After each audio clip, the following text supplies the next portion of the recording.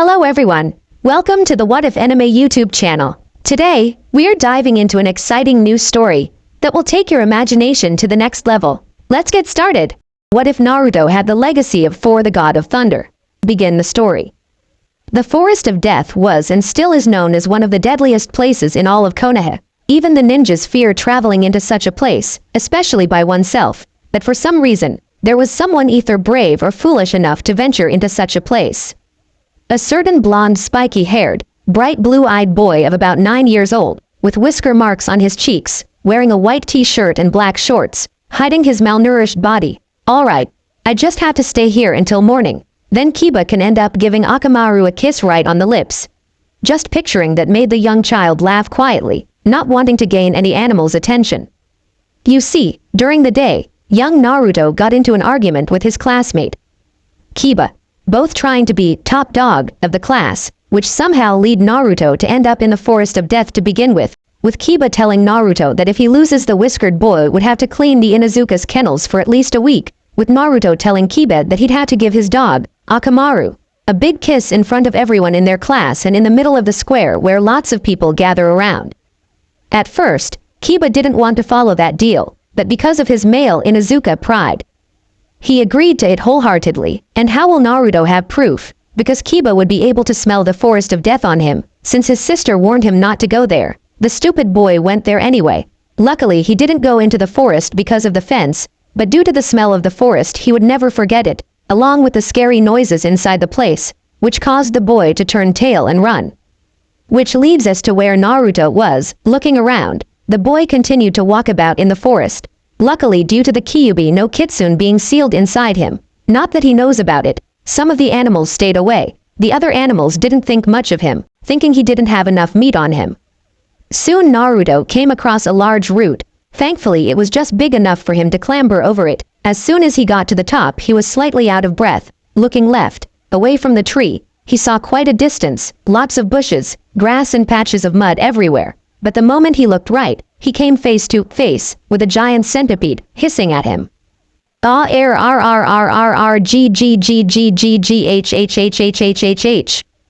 appearance of such a creature caused Naruto to topple backwards, down the other side of the route, but due to the momentum he kept rolling, that is until his head hit something, clang, something metal, which caused him to fall unconscious.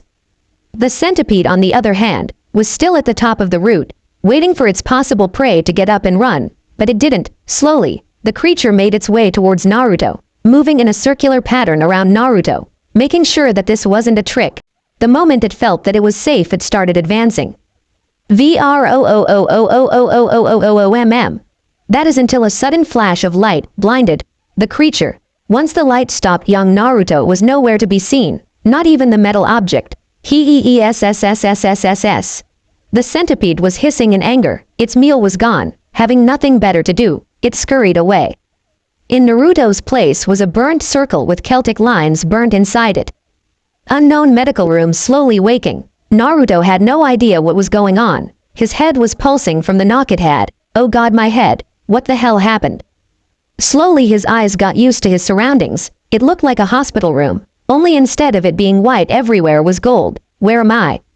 About to get up to look around, the door to the room opened, and walked a tall, long-haired blonde with a muscular build. For a moment, Naruto thought he was looking at a giant, adult version of himself, though the fact he had an eye patch threw Naruto off. The man began to speak to Naruto. Greetings, young one. It's nice to see that you were awake. From what Heimdall told me, you took quite a nasty hit to your head before he brought you here, along with my hammer.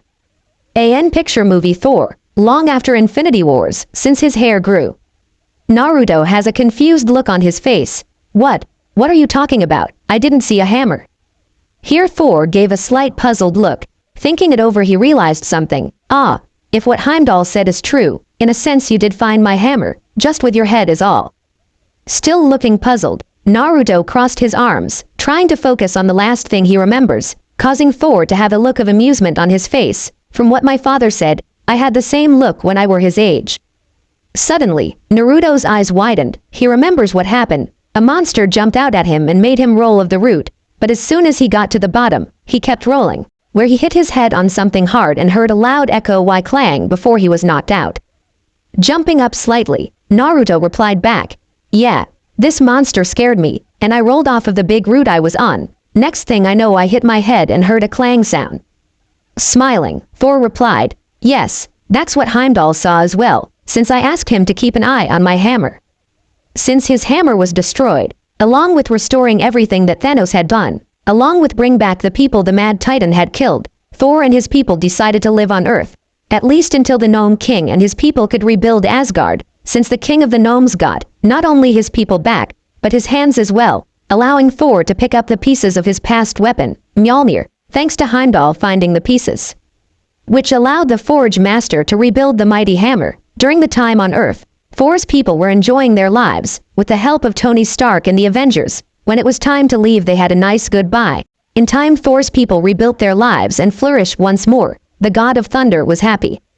Since that time, Thor became a strong and powerful king, helping his people as best as he can. He gave his thanks to his friends on Earth and towards the Gnome King for helping him rebuild Asgard. Due to how long it took for the people of Asgard to be rebuilt, centuries had passed. Thor was now looking like a man in his 50s. His friends have now passed on. The Earth became a distant memory for him. During that time, Thor found himself feeling nostalgia. Missing Midgard, his brother Loki, who became his advisor, suggested that Thor travels to Earth for some time, to try and enjoy himself to get it out of his system, which Thor agreed to. So during his trip, Thor found himself enjoying his trip. Though the Earth had changed greatly, he found himself in a bar drinking an alcoholic drink called sake. At first he thought he could handle it. The king of Asgard would be able to drink anything like sake. Unfortunately, the sake was enriched with chakra, causing him to get drunk after 5 bottles of sake, where he ended up finding himself pasted out on a bed, naked and alone. He couldn't really remember what happened, but he got his clothes and went back to Asgard, never knowing about a little gift he left behind. Years later, Heimdall told him about finding an adult male that resembles the thunder god.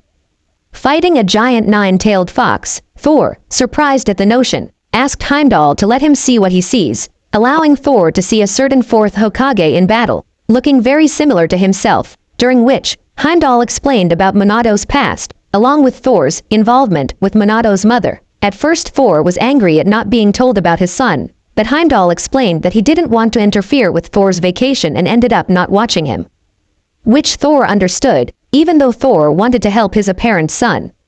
He was only just regaining his strength from his trip. Trying to think of a way to help Monato, Thor came up with answer. He sent his hammer, Mjolnir, to help Monato, seeing as Thor had Stormbreaker. The problem was once Mjolnir was on its way to Monato, the 9-tailed fox used one of its tails to bash it away, sending it into the forest of death, and because Monato didn't call for it, he had to use the Shikifuen to seal the fox away. Due to the sealing, it interfered with Heimdall's vision, causing him to look away. Having lost the vision, it took some time for Heimdall to find Thor's hammer, the Thunderer being distraught that he couldn't save his son. Once Heimdall found the hammer, he waited for a possible sign that Thor's bloodline didn't die out on Earth, which turned out to be a good call, seeing as a certain young whiskered boy was closing in on the hammer without even realizing it. The moment Naruto was close enough, Heimdall opened the Bifrost and brought the hammer and boy to Asgard, which led to where Naruto was now. "Tell me, lad, what is your name?" Naruto looked towards the man. "My name is Naruto Uzumaki and I'm gonna be the next Hokage." Naruto answered back with a big confidant grin that reminded Thor even more of himself. Smiling towards the boy, Thor began, "'Tis nice to meet you, young Naruto. I am Thor, the god of thunder and king of Asgard," having the same grin as Naruto. Naruto's eyes widened. He was talking to not only a king but a god as well. With a giant smile on his face, Naruto started jumping around in excitement, like any kid his age would, causing the king to laugh at his merriment. Now, young Naruto, there is more I need to say." Gaining Naruto's attention, Thor began again, "I'm not only just a god of thunder and a king, but it would seem I am also your grandfather as well." Hearing such a thing caused Naruto's mind to black out, which means, "Lad, you are entitled to wield Mjolnir, but possibly rule Asgard one day, but with Mjolnir there is a catch. You have to be worthy to wield Mjolnir and only Mjolnir can decide it." Unfortunately, Naruto couldn't hear what Thor was saying. His mind at the moment shut down from information overload. Just as Thor got to the rule Asgard part, Naruto's eyes rolled into the back of his head falling back onto the pillow unconscious. Seeing this, Thor began to worry a little. That is until a voice spoke from behind him. Well, brother, it seems our young ward became overwhelmed by the information you just gave him. Turning around, Thor spotted his brother, Loki, standing at the door with his arms crossed, an amused smile on his face. You see, once everything was fixed, even Loki came back, where both stepbrothers mended their broken bonds and looked out for each other. It was a rocky road at first, but they managed to patch things up. Hearing his brother's words, Thor released a sigh. I guess you're right, brother. I was just overexcited to finally have a family. Besides you, then I guess I wasn't thinking about Naruto's position on it. Loki walked up to his brother, placing a hand on his shoulder. These things take time, brother. After all, it took time for our bridge to be built back up, so let's let the boy rest. Moving towards the door, Loki waited for his brother, Stormbreaker on his back in a harness, poking out of the top of his cloak. Standing up, Thor tucked Naruto back into his bed, ruffling the boy's hair like his own father did for him. Looking towards his hip, where Mjolnir was hanging, Thor grabbed the hammer and looked towards Naruto. A smile appeared on his face. In time, he will be ready for you, but for now, let's let him grow some more. Placing the hammer back on his hip, Thor makes his way to the trophy room, placing Mjolnir on a stand, his hand gliding over the leather of the mighty hammer, his memories of his many battles with his weapon before it was destroyed by his sister, Hela. Removing his hand, Thor left the room. He may be a god and a king, but even he can't escape the horrid work of ruling a kingdom. Once he and Loki had returned to the throne room, Thor looked over at his brother thoughtful. You know, brother, I don't know if I want to allow young Naruto to return back to where he had come from, he told Loki. Loki looks over at Thor as he knew his brother was worried about his grandson, for he had missed out on his only son, and when he learned of the man, he was too late to do anything for him. I know, brother, but there has to be someone out there worried about the boy, he told his brother. At this, Thor nodded his head. He would have to go and meet with those people once Naruto has awoken once more, for they have a lot to talk about, and maybe, just maybe, he could stay for a little while and watch over the boy and train in as a warrior as he and his brother were trained by their father before them. Send a message to Heimdall. I want him to let me know of anyone that seeks young Naruto, ordered Thor to one of the random guards of the throne room. Konoha Hiruzen Sarutobi, also known as the third Hokage of Konohagakure no Sado, also known as the village hidden in the leaf. Sarutobi sat at his office desk looking in his crystal ball for one person and one person alone. Uzumaki Naruto. The boy had been missing for over a week now, and no one had seen him since he had made his silly little bet with Kiba of the Inuzuka clan, the second child of Suna Inuzuka, who was furious with her son and his stupidity. He had sent out several teams of Anbu made up of Inuzukas and Hyugas along with others, and just teams up both said clans. But nothing was found in the forest of death, but a strange burnt circle made into a strange symbol. One that Sarutobi has never seen in his 70 years of life, and he had even sent a photo of it to Jiraiya, thinking it might even be a seal that he might not even know of, hoping that his student might even know what it might be. But like the teams he had sent out, the crystal ball had found nothing. It was like Naruto had vanished from the face of the earth. Where could he be? Could have Danzo have kidnapped him? Will I have to kill him once and for all? He asked himself. Dog. Neko, called the third Hokage. Two Anbu appeared before him as they knelt before their cage. The old man before them had appeared to age greatly since the son of their late leader had vanished. But neither know that Naruto was Minato's son. Exterminate the root, was all he said as the two Anbu stood up and looked long and hard at their leader and then at each other as they nodded their heads and vanished. They would need to gather their teams and get to work. I just pray to Kami Naruto he doesn't have you, prayed Sarutobi as he looked up to the heavens away from his crystal ball. Asgard Heimdall opened his eyes as he heard the prayer for the young boy and moved his sight to the old man dressed in white and red robes. Tell Thor I have found one that seeks for the boy, he said as the guard took off running back to the palace. Naruto slowly awoke once more from his sleep. Man, I must have hit my head hard than I thought, he said to himself as he looked around the room he saw earlier. His eyes grew as it was clicking that this wasn't a dream, that it really was really, that he really does have family, and he just met his grandfather who is a king and a god. The laugh was heard from the far corner of the room. Naruto swiveled his head towards the sound to see a tall pale man with long back hair and blue eyes. Who are you? He asked as he was still in shock.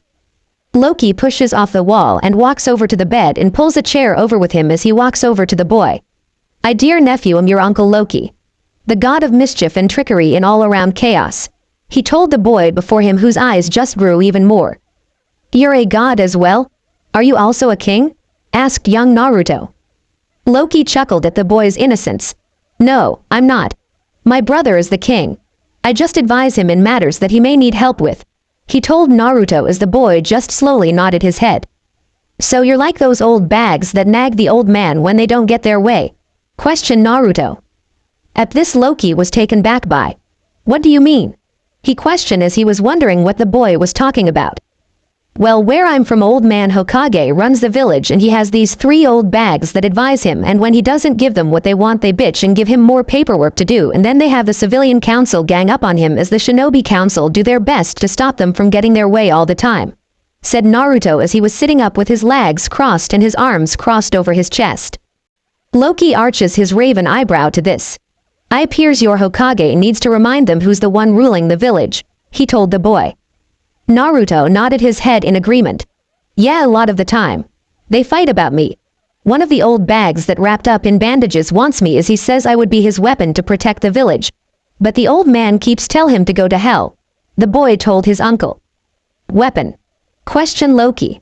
Naruto nodded his head. "Yeah. I don't know what he means, and the old man doesn't think I'm listening when I'm in his office doing my homework or just playing or napping or faking that I'm napping. I asked him once what the old mummy meant, but he told me not to worry and just gave me some candy and told me to go off and play," he told the man before him. Unknown to them, Thor was listening to them on the other side of the open door.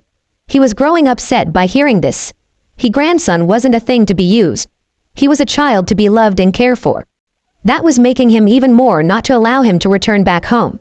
He would do well growing up here as a young prince and warrior of Asgard. He and Loki turned out all right. Well, that was a therapy session for another day. Just as Thor was going to enter the room with his brother and grandson, a guard came running up to him. "Your Majesty, Heimdall has sent me to find you. He has found someone seeking the boy," said the winded guard. "I'll be there shortly," said Thor as he watched the guard leave. He shouldn't have been winded like that. They are slacking again. I might have to get the Valkyries to train them once more, he thought to himself as he wouldn't allow what happened last time to happen again. Loki looked to the doorway as he heard his brother speaking to someone. "He is awake and would like to speak to you again," he told his brother as he stood up from his chair. Naruto looked at Loki a little puzzled for a moment as he didn't see anyone until he saw his grandfather walking into the room that he was being held in. "Grandpa!" shouted Naruto as he shot out of his bed and into Thor. Thor was caught off guard as Naruto's thin underfeed body slammed into his large frame. Even as small as Naruto is, he still had some strength behind him. "Are you feeling a little better?" he asks him. "Yeah, but I want to go back home. But I also want to stay here with you and Uncle Loki," said Naruto as he smiles up at Thor. Thor chuckles at his antics. "You are full of spirit for sure," he said, but his joyful eyes hardened at the thought of Naruto returning to the village. For what the doctors had told him, Naruto had been starved and he had been lucky to be alive. "Do you really want to go back there?" asked Thor as he was hoping the boy would want to stay there with them. Naruto looked up at him and squinted his eyes at the man. "Well, I really do want to go back. For if I don't, I can't become a badass ninja and then Hokage," he said with passion in his voice. Who was Thor to deny this young warrior his dream? With a sigh, Thor looked to his brother and down at Naruto. "All right, little one, we will return back to your village. But one of us will always be with you," he said as Loki nodded his head. Just that short amount of time talking with Naruto, Loki had grown fond of the boy. He reminded him of himself in ways. He was full of spirit and mischief. He might even give him, the god of mischief, a run for his money once he got older. "We will return to your village at dawn. But first let's get you some dinner," said Thor as he looked over at Loki. Naruto's eyes widened as his stomach growled out. He was sporting a huge blush and grin on his tiny face.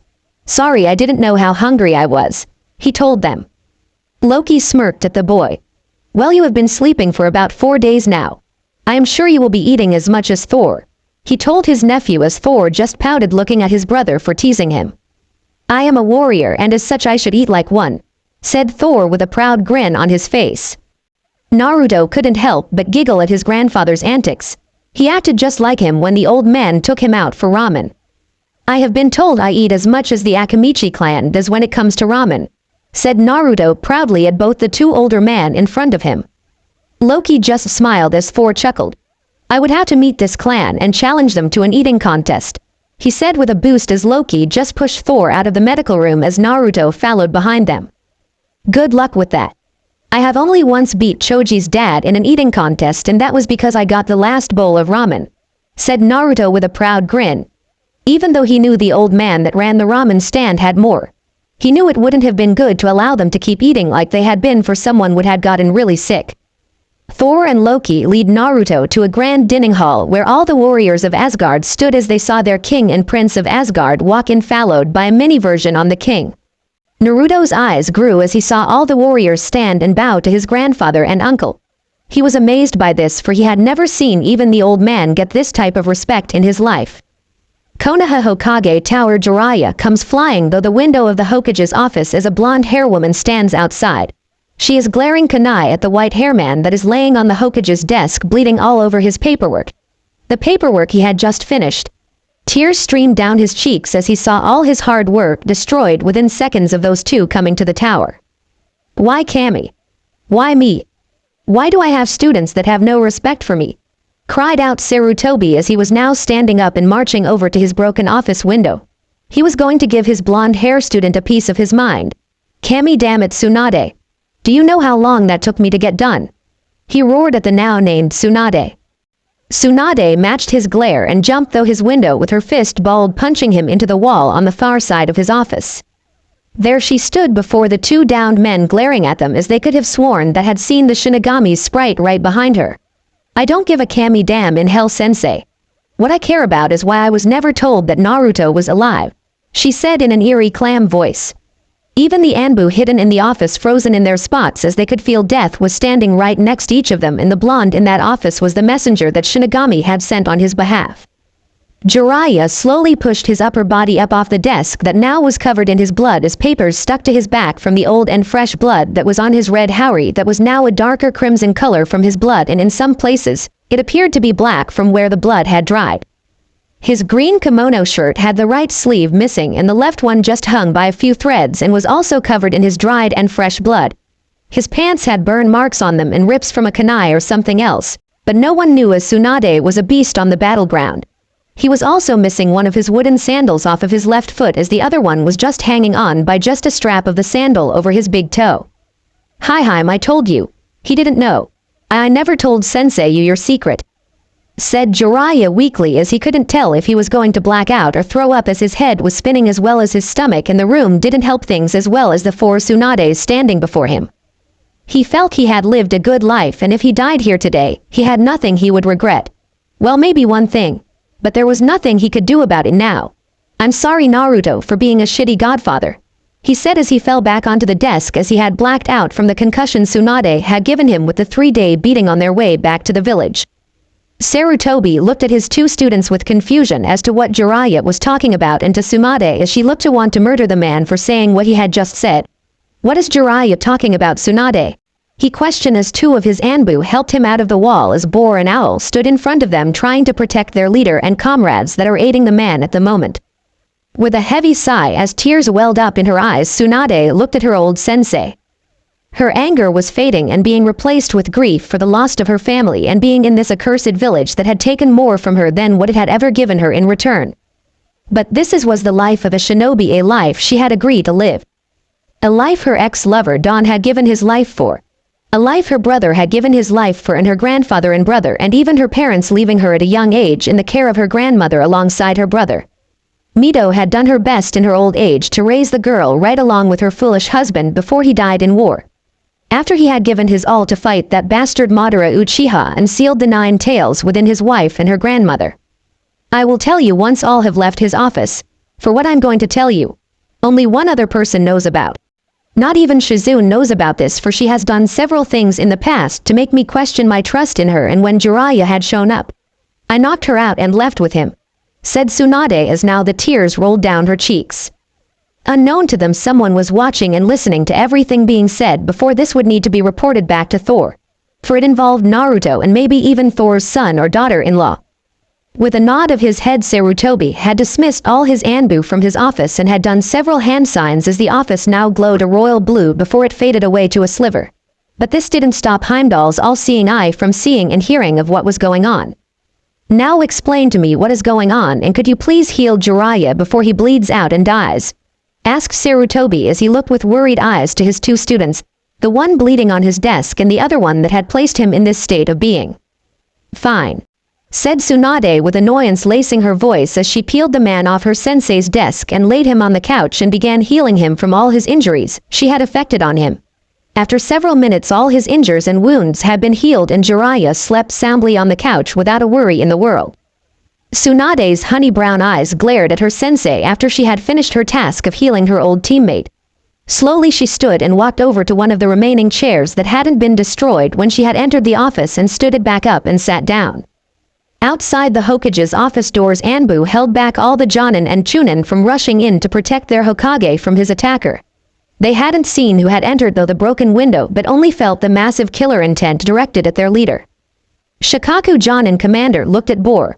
What has happened and who was the one that broke into the Hokage's office? He ordered. Bor looked to the Jonin commander as Commander Dragon had appeared alongside him with Ibiki. All three men wanted answers. Lady Tsunade delivered Jiraiya of the Sannin though the window as she had beaten him something fierce. This beating was worse than the time she had caught him peeping on her at the hot spring. She had also punched the Lord Hokage, yelling at him about lying to her about something. What I do not know, she is explaining to him right now. Why she is mad at him and Jiraiya both. But only Jiraiya has any notion to why she is so angry with Lord Hokage in the village. He told the three men before him as the others just paled and took a step back. Even if Tsunade is the weakest of the three Sannin, she was still a beast and none of them hoped to match her on the battleground as she would murder them all and maybe for shits and giggles, she would save their lives just to do it all over again. That still does not explain her actions against our Hokage. She will have a lot to answer for once the seal on that door comes off. Growled out Ibiki as he wasn't in the mood for this kind of bullshit. He had other things to do and people to torture at the moment. He didn't have time to deal with a woman having mood swings.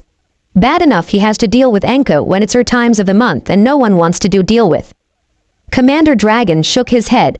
I doubt that Lord Hokage will allow anyone to do anything to her. For she has her reason to be acting out like this. There has to be a reason she had returned to the village. For I was there that day she left, and she told Lord Hokage it would be an act of kami to get her to come back to this accursed village. He told the other two men as he knew deep down in his bones that something massive is about to come out and rock the very roots of this village. Roots that have long rotted away and been replaced with nothing but malice and distrust. Something that would be making the woman's grandparents roll in their graves about. Troublesome. Sighed Shikaku as he knew the Hokage would never allow any punishment before the woman locked in his office with him. He turned to all those in the hallways. Return to your post and homes. There is nothing here for you to see or hear. We three will handle things from here on out. He ordered as all the shinobi left as they didn't want to leave. But they didn't want to upset the Jonin commander or Commander Dragon or Ibiki, for these three men held a lot of power that when the Lord Hokage was away they could and would command the village and her troops in his place. Back inside the Hokage's office, Tsunade looked down at her hands as she thought about how to explain her deepest darkest secret and the one she had ever regretted every single day of her life. But the life she had lived so far wasn't one that was suited to raise a child or even dreaming about raising a child in her lifestyle. Or even with the person she has been traveling with. Could she ever trust her with this secret? No, she couldn't, not this one. For something in the back of her mind told her that if she had ever revived this secret to her, it would have been told to the wrong person. For in the past few years she has been placed in danger and had several run-ins with Root and IWA ninja alike. All wanting her to return with them or for the bounty that was placed on her from the past wars. Had she been betrayed several times by this woman? For each time this happened, Shizune was never around to aid her teacher. But each time Kami had been with her and she had gotten away from them and would find her student in their shared hotel room or back in the bar she had been in just drinking or eating something. After I lost Dawn in the war, I was in a shithole bar where I met a strange man and we drank together, and one thing led to another. We got pretty trashed and the next morning I woke up in bed with him and we both were naked and I quickly left as I never got his name and I didn't want him to wake up with me. If he knew who I saw, I didn't want him going around saying I was a notch on his belt. Well, several weeks later I discovered I was pregnant. I was pregnant with this mystery man's child. I had returned to that village back to that shithole bar to see if I could find anything on that man. But the barmaid told me he had left shortly after I did. He didn't remember anything that happened the night before or even the woman he had taken to bed with him.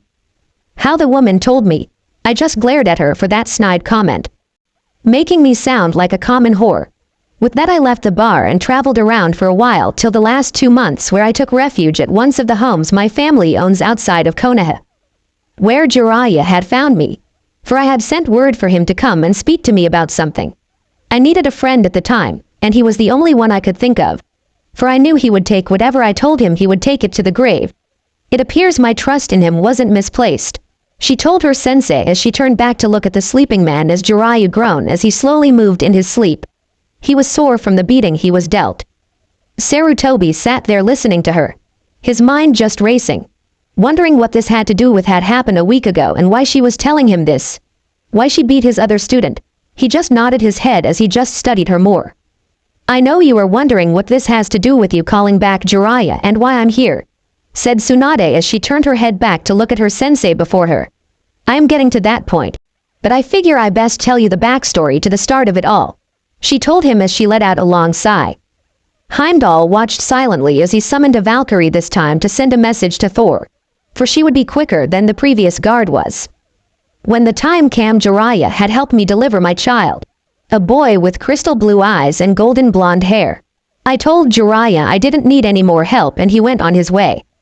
I spent 6 months with my son making sure he got what he needed from me in breast milk and all, before I left him on the front steps on the orphanage early one morning before he was 7 months old. I left a note with his name and when he was born. I had made a birth certificate for him with mother's name blank and father's name unknown. I had named my son Minato Namikaze. I didn't want to give him my last name, nor did I want to put my name down on his birth certificate, for I had many after me, and if Danzo ever knew Minato was my son, he would have taken him and brainwashed him into his own little weapon, said Tsunade as she watched her sensei's facial expressions on the bomb she had just dropped on him. You're telling me that you are the mother of one Minato Namikaze? Questioned Sarutobi as he was shell-shocked by what he had been told. Yes, I was very grateful he had taken after his father. Of what I remember of the man, Minato was a mini version of him. I was also grateful that he didn't take after me in my bad habits of drinking and gambling and just pretty much wasting my life away on my self-grief on losing all I ever had. That is why I didn't keep him sensei, for I wasn't fit to raise him whatsoever. How could I give him a life that he deserved? If I was able to find his father, I would have given him the boy to raise. He might have given him a good life, or it could have been worse than living in the orphanage that he was left at, said Tsunade. Asgard Heimdall summoned a Valkyrie. You summon me, Lord Heimdall? Questioned a woman with long crimson hair. Heimdall's amber eyes looked to the crimson hair woman. Tell Thor I have found the mother of his son, the grandmother of his grandson, he told he woman as she nodded her head and left his chambers and walked to the Rainbow Bridge where her winged horse awaited its mistress to return. Flying to the palace gates, she landed her winged horse as she rushed into the palace as she made her way to the grand dining hall where Thor and Loki with young Naruto dined. She pushed the grand doors open as all eyes turned her way. Thor stood up as Loki looked towards the crimson hair woman. Your Majesty, I have word from Heimdall, said the crimson hair woman. What word does he send? Asked Thor as he looked worried. He has found the mother of your son, said the crimson hair woman as Thor stood up tall. His eyes had hardened at hearing this. The mystery woman he had spent that night with had come out of the shadows and had made herself known. But how? Was the thought that was racing through his mind. Thank you. Let Heimdall know we will be there shortly to be transported to meet with her, said Loki as he looked at Naruto, who was busy eating his dinner as he was starving and didn't care what was going on. He would let the adults handle whatever it was going on. With that said, the crimson hair woman nodded her head and bowed to both her king and prince and left the palace quickly to relay the message back to Heimdall. Hokage Tower. Why didn't you feel you couldn't trust me with this? Asked Sarutobi as he felt hurt and a little betrayed by his only female student for having so little trust in him. She looked up at him with grief in her eyes. At the time, I didn't know who I could trust. There was so much going on and Danzo was moving in the light of day with his root program. I feared if I told you, You might have placed my son and his program in a twisted way to protect him. She told him all honestly. He sighed and looked down at his desk with shame and guilt.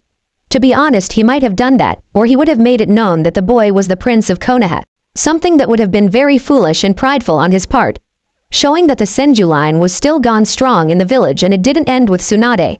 He had one question though. Tsunade, where did you come up with the name Namikaze? He asked her as he couldn't remember a clan with that surname. She looked up at him a little surprised. That was the one thing he was hung up on. Of all things to be wondering about. He was wondering about Minato's surname. It was my great-grandmother's clan name. Before the clan pretty much fell during the First Shinobi War. But I have heard there are a few surviving members still left in Kumo. But I haven't made my way there yet to find out, she told him. He had the look of shock and wonder. Did Minato fight his own clan's men in the Third Shinobi War without knowing it? What a horrifying thought to have. Asgard Thor, Loki, and Naruto walk up to where Heimdall stands guard with his ever-watchful eyes on the Rainbow Bridge. You called for me, Heimdall, called Thor from the doorway as they walk in. Never looking away from the two people talking in the Hokage's office, Heimdall speaks. Yes, I did call for you. The woman that you have bedded so long ago has come forth and admitted she is the mother of Minato Namikaze, the father of your grandson Naruto Uzumaki, he told them.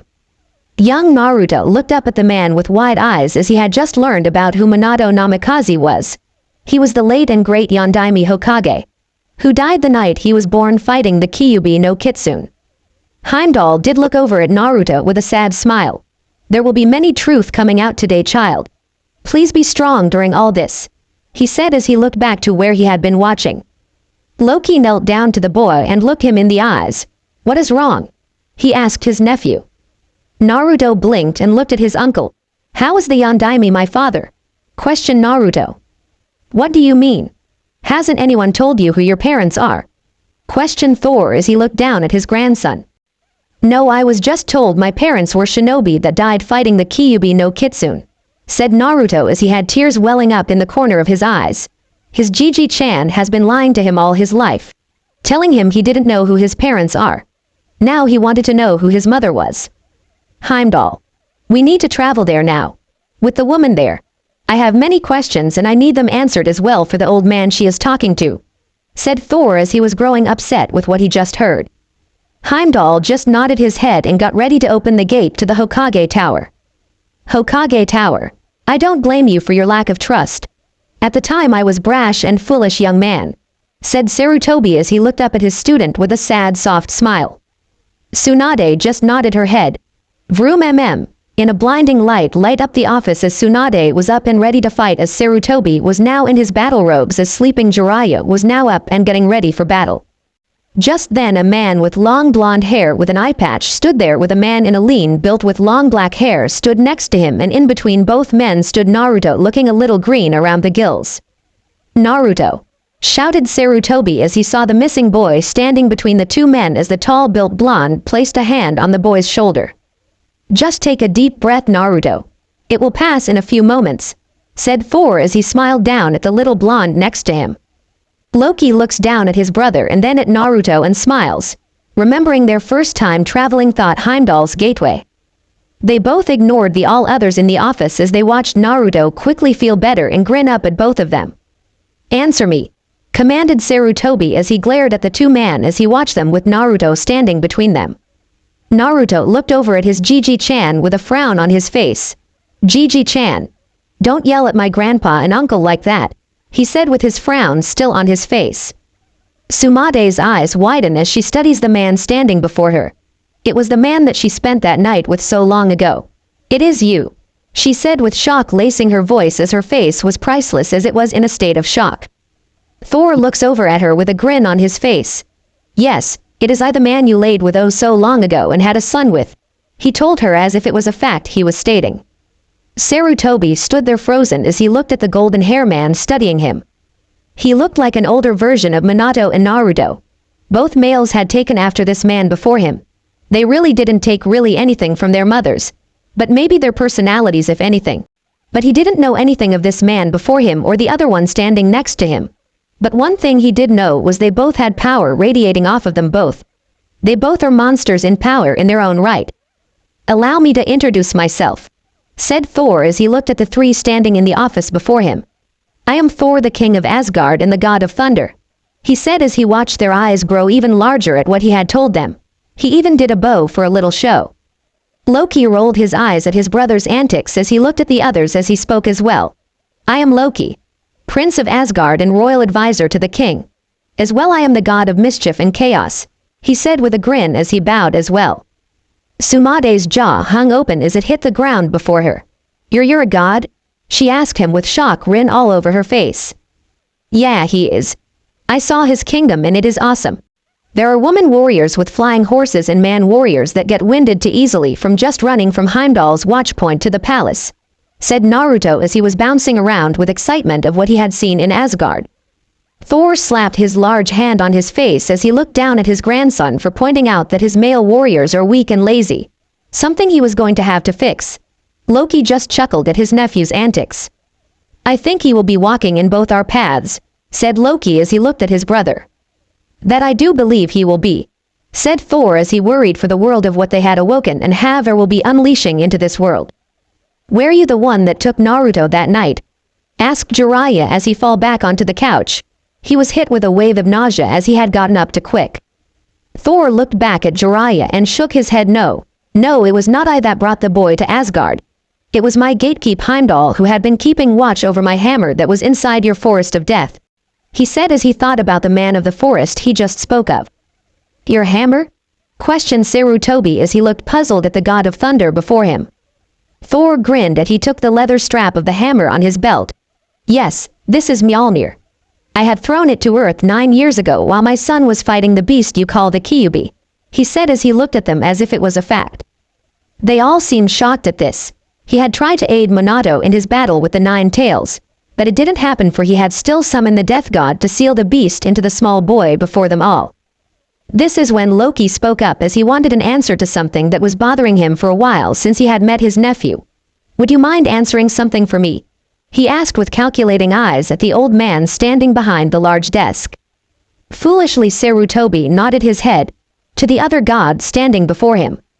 "Why is there a dark energy coming from my nephew as well? Whatever happened to the beast?" questioned Loki as this got Thor looking at the old man who seemed to be aging even more. "Yes, I would like to know this as well. For Heimdall lost sight of the beast when he was blinded by a bright light and the beast was gone and my son and his bride was dead," said Thor wanting to know this answer as well. Sarutobi was now sweating heavily as he paled even more. He didn't want to answer them, but he saw in both those men's eyes if he tried to lie something bad would happen to him and no one would be able to stop them from pushing him.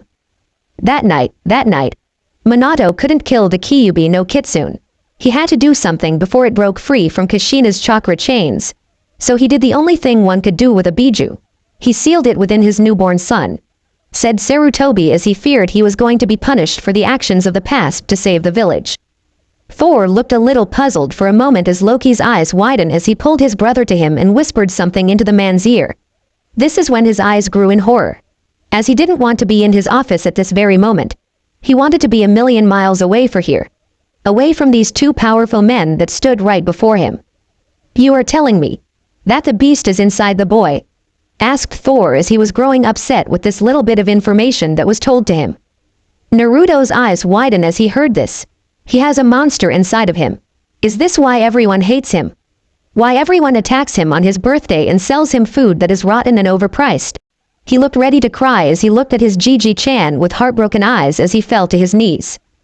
Both Thor and Loki were at his side, both holding the boy, whispering to him, telling him he wasn't the beast, that he was him and it was just sealed within him.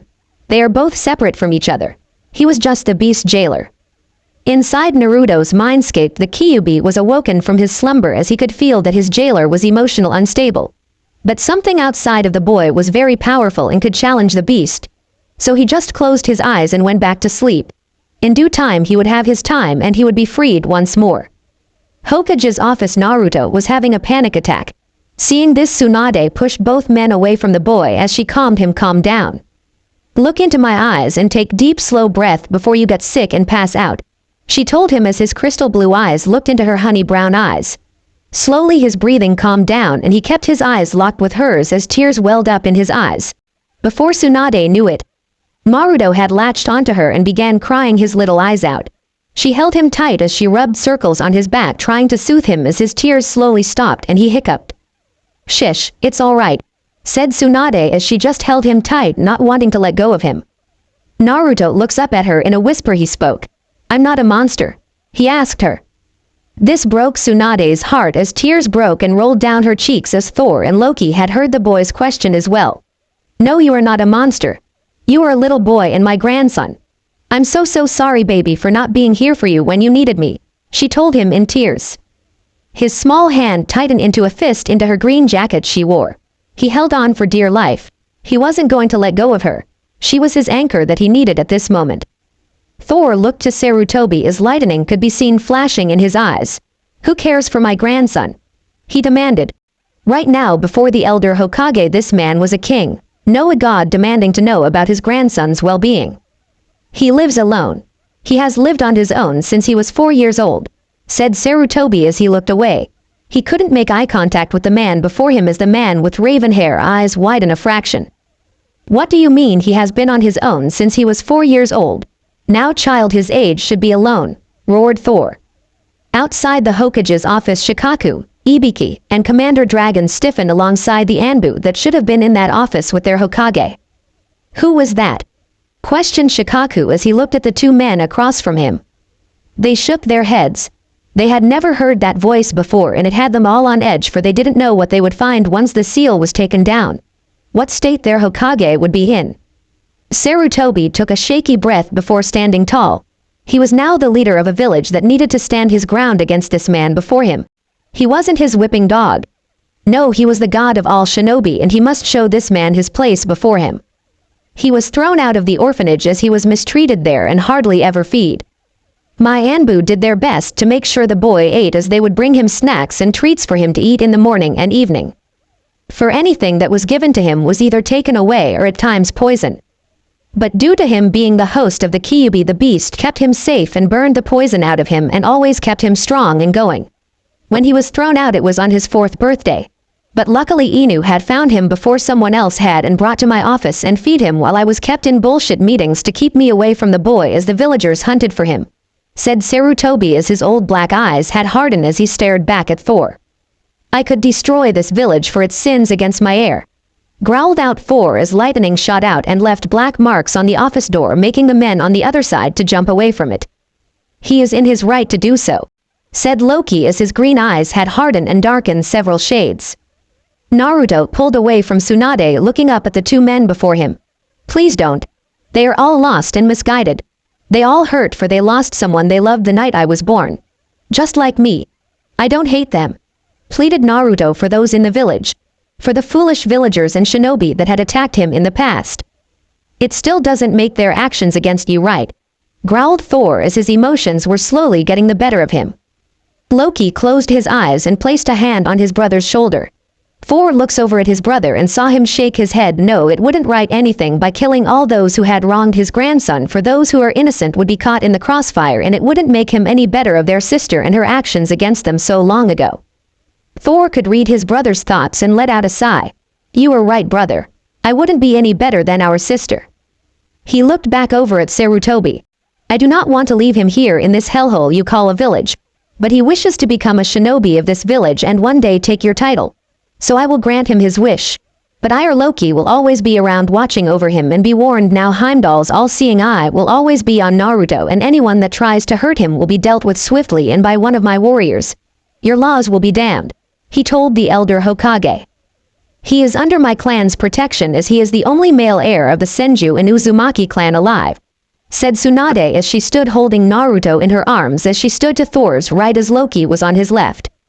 With a heavy and tired sigh, "Fine. I don't give a damn. Their souls be damned," said Sarutobi as he knew he couldn't do nothing. For the village princess was pissed off and now he has two gods in his office that he couldn't do nothing about. So screw it, let them run wild. He was done with them all. Like the old saying goes, you reap what you sow. And many had sown their own grave. "Are we done here?" asked Tsunade as Jiraiya had looked like he had a heart attack on the couch from the display of power from the blonde hair man, and the raven hair man is still an unknown with his power. "Yes. said Sarutobi as he dropped the seal around his office, unsealing his office as three men fell into his office, seeing an older version of Minato standing next to Tsunade and a raven hair man next to him and the missing Naruto in her arms. Loki arched a raven eyebrow at the three men laying on the floor, as he looked back at the Hokage for answers. "Stand down, Shikaku Nara, Commander Dragon, and Ibiki Morino," said Sarutobi as he saw his three commanders on the floor of his office. Ibiki stood up quickly, looking at the two men, his black eyes studying them. "Lord Hokage, is everything all right in here?" he questioned. "Yes. All is fine here. Naruto's grandfather and uncle have returned him, as they are the ones that had found him and nursed him back to health after they found him," said Sarutobi to the men. Shikaku's mind was running a mile a minute as he studied Thor's face. "He does not look of Uzumaki. Does this mean he is of Namikaze?" he questioned his leader. "My brother is the father of the one you once called Minato Namikaze," said Loki as he watched with amusement as the men before him had shocked reactions on their faces. As well, the blonde woman was his mother. This was the icing on the cake as their mouths hung open with shock. Even Dragon couldn't hide his shock behind his mask. Tsunade glared at Loki for giving her up so quickly. Loki just smirked at her. "What? It is better for them to know. For wouldn't you question a child calling you grandmother?" he asked her. She just looked away from Loki and looked over at Thor and saw his childish smirk on his face as he was snickering at her. "You're not helping anything," she told him in a quiet growl. Naruto looked at both Tsunade and Thor with a questionable look on his face as he was wondering something. Both adults looked at him. "What is it, sweetie?" asked Tsunade. This will be questions she might regret for the rest of her life. Who knows? "Are you and Grandpa going to live together now?" asked Naruto with innocent eyes looking at his grandparents. Tsunade was shocked by this question as Thor didn't bat an eye.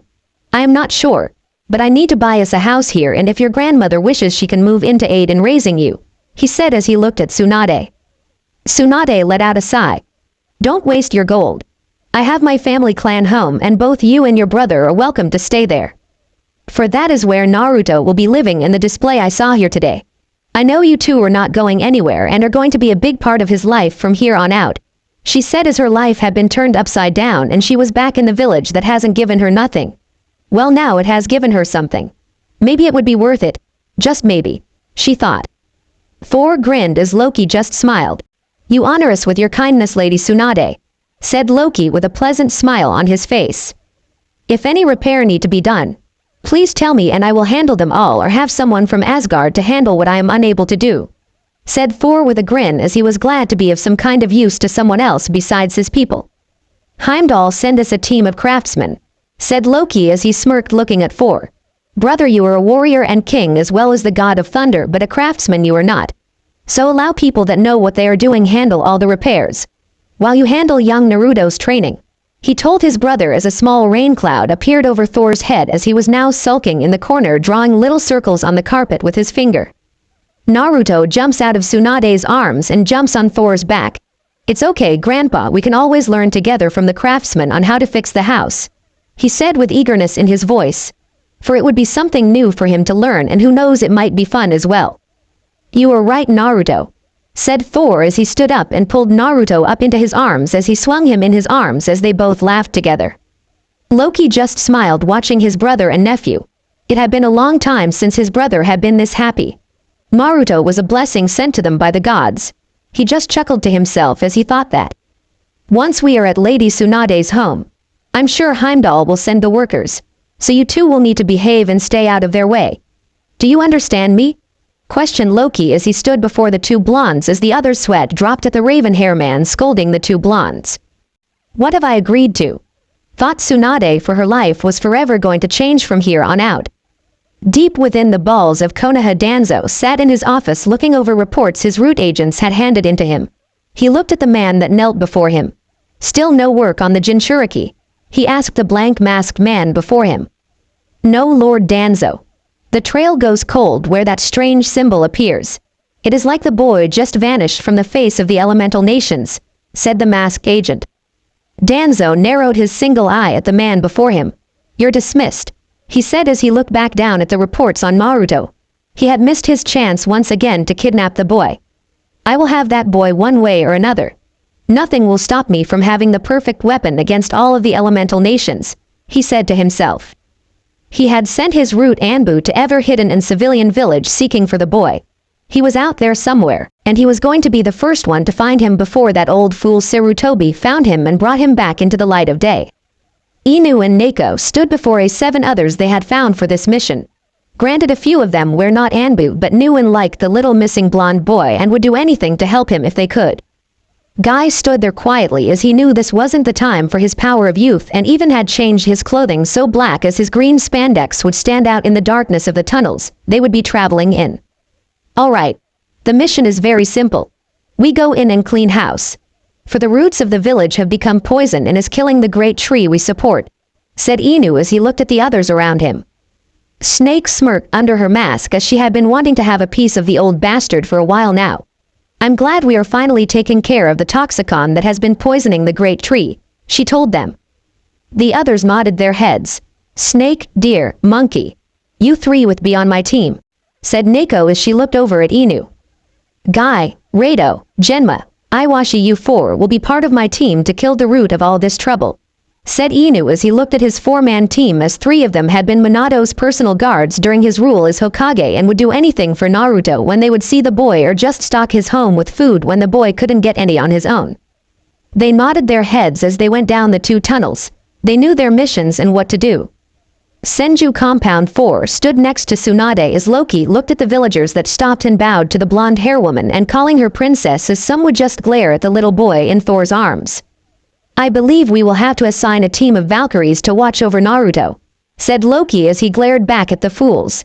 Many took a step back as the raven hair man scared them as demons would appear before him as he smirked at his little tricks. We are here, said Tsunade as she looked at the 2 men next to her and little Naruto who was just looking around wide-eyed. This is my new home? Naruto asked just above a whisper.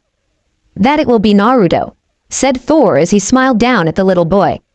Tsunade placed her hand on the seal that locked the gates of her old childhood home. Slowly the old gates opened as Thor watched with wonder in his eyes as he noticed the small seal locking the gates.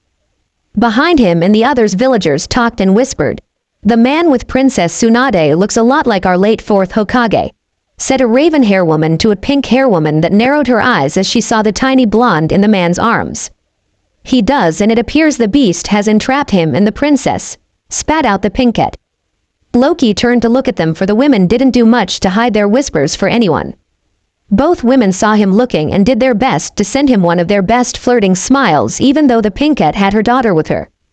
Loki gave them both a look of disgust as he turned away, leaving both women standing there in shock for the pinkette had many men lusting for her tone and fit body. The little pinkette that stood with her mother looked at the people that had walked past them to see her classmate in the arms of the large blonde hair man. Mommy, that is Naruto. He has been missing from class for the past week after stupid Kiba dared him to go to the forest of death, she told her mother as she was shocked to see the little boy once more. The woman looked down at her daughter. So the brat has returned. I thought he was gone for good, she told her daughter as the mini pinkette just shrugged her shoulders.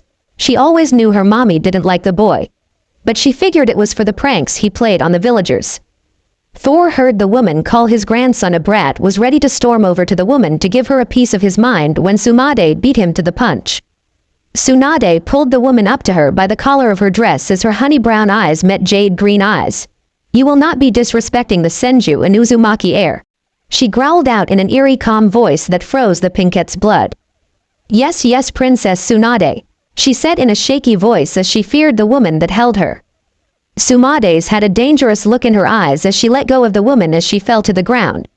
Good, now go tell the others I have returned to raise my grandson, she told her as the pinkette pulled herself back to her feet and grabbed her daughter by the arm, pulling her away as she ran away in terror as the raven hair woman followed behind her.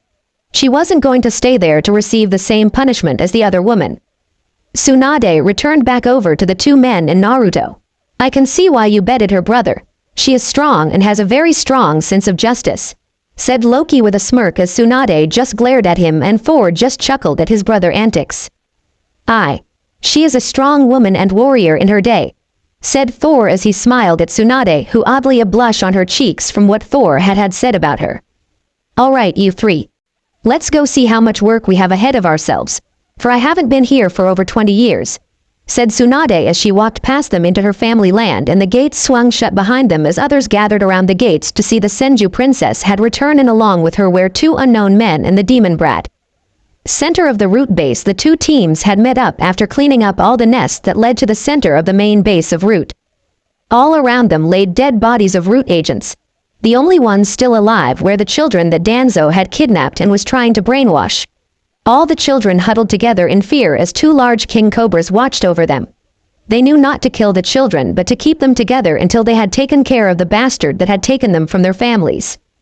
In another group was all teenagers that were set to be marked as Root Anbu but still hadn't taken their final exam, for Danzo had pushed it off until they had found the boy.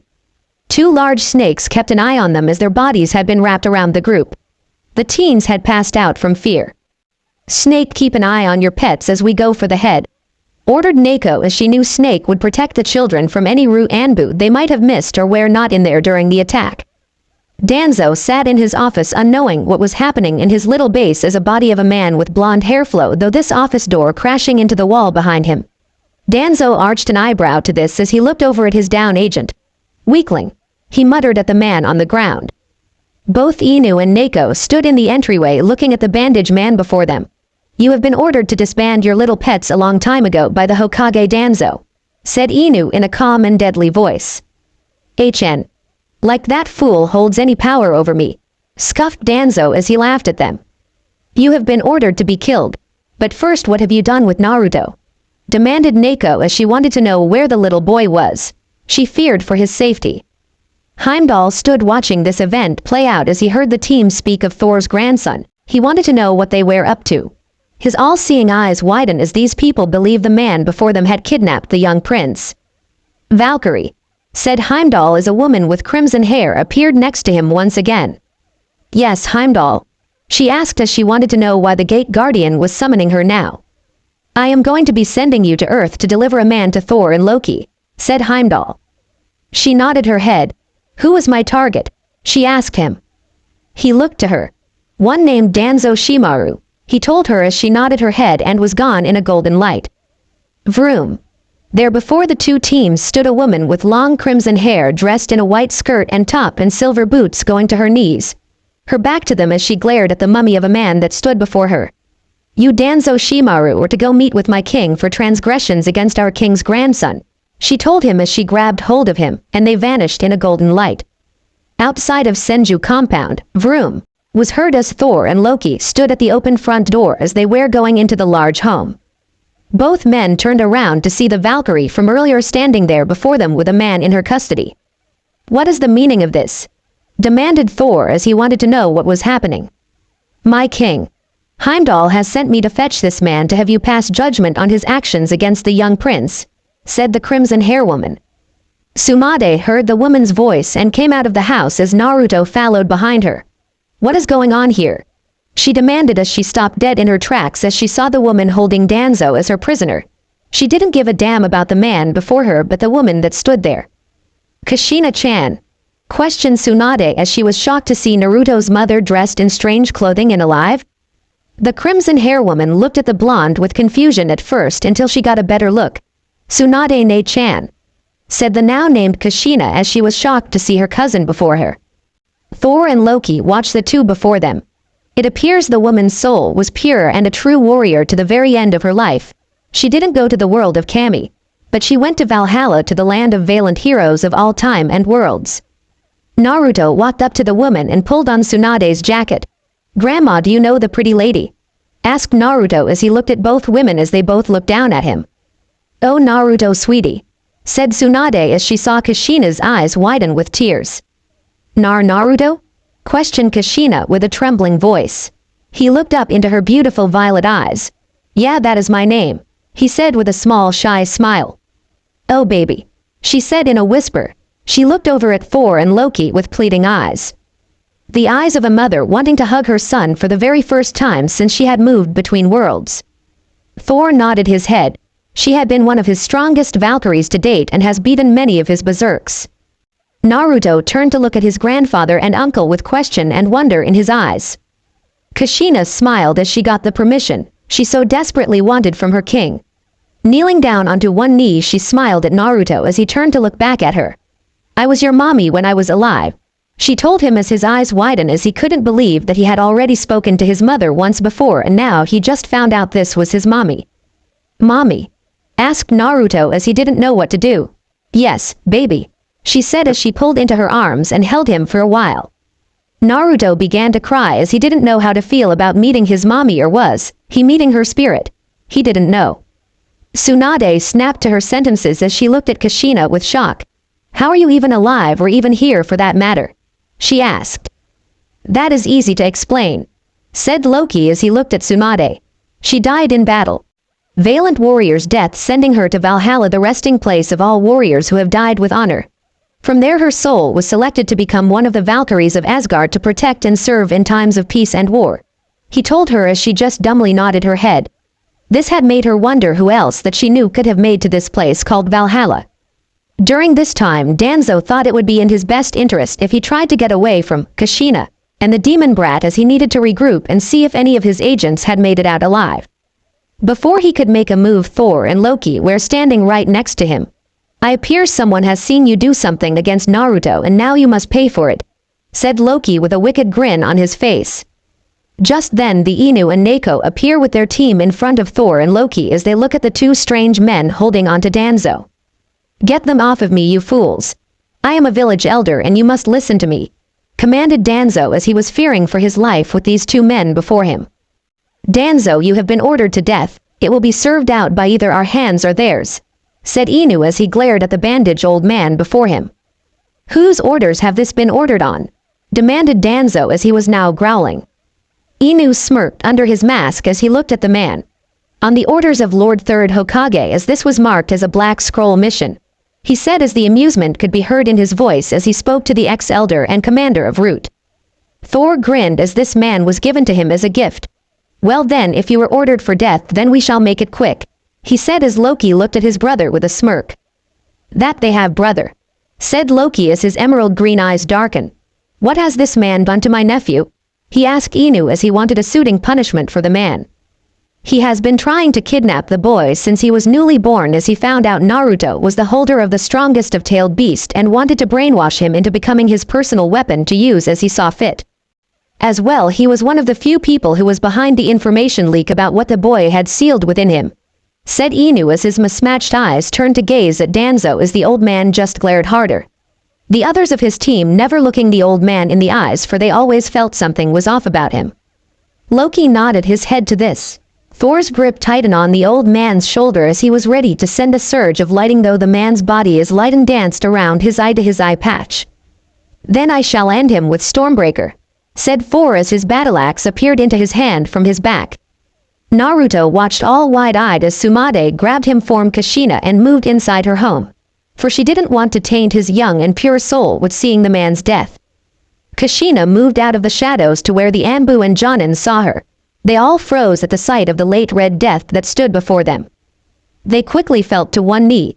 "Lady Kushina," they said, bowing their heads to her. "Rise. I am not the same Kushina that once walked in this village and fought alongside each of you. I am one of King Thor's nameless Valkyries.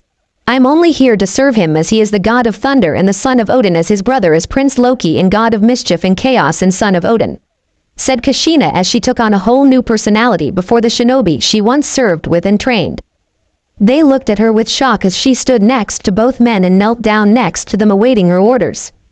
Loki just smirked as he released his grip on the old man as Thor threw him into the air and threw Stormbreaker at him. The battle axe went spinning into the air as the blade met the center of Danzo's forehead. His eyes widened as he didn't know what happened as the blade cut down the center of his body as lightning ignite set both halves into flames as the old man was burnt to ash. He never even got a chance to use his stolen eyes to save his pathetic life. "Tell your Hokage the man is dead," said Loki as Stormbreaker returned to Thor's hand as he swung it and all the blood fell off of it and he placed it once more on his back, his blue eyes now lightening from his anger as he looked up to the Anbu and Jonin. "Let this be known. Those who cross me will fall to Stormbreaker. For your laws mean nothing to my brother, or we will protect my grandson and heir of Asgard," declared Thor as he turned to leave. Loki smirked and looked down at Kushina. Return to Asgard and being to be training the berserkers.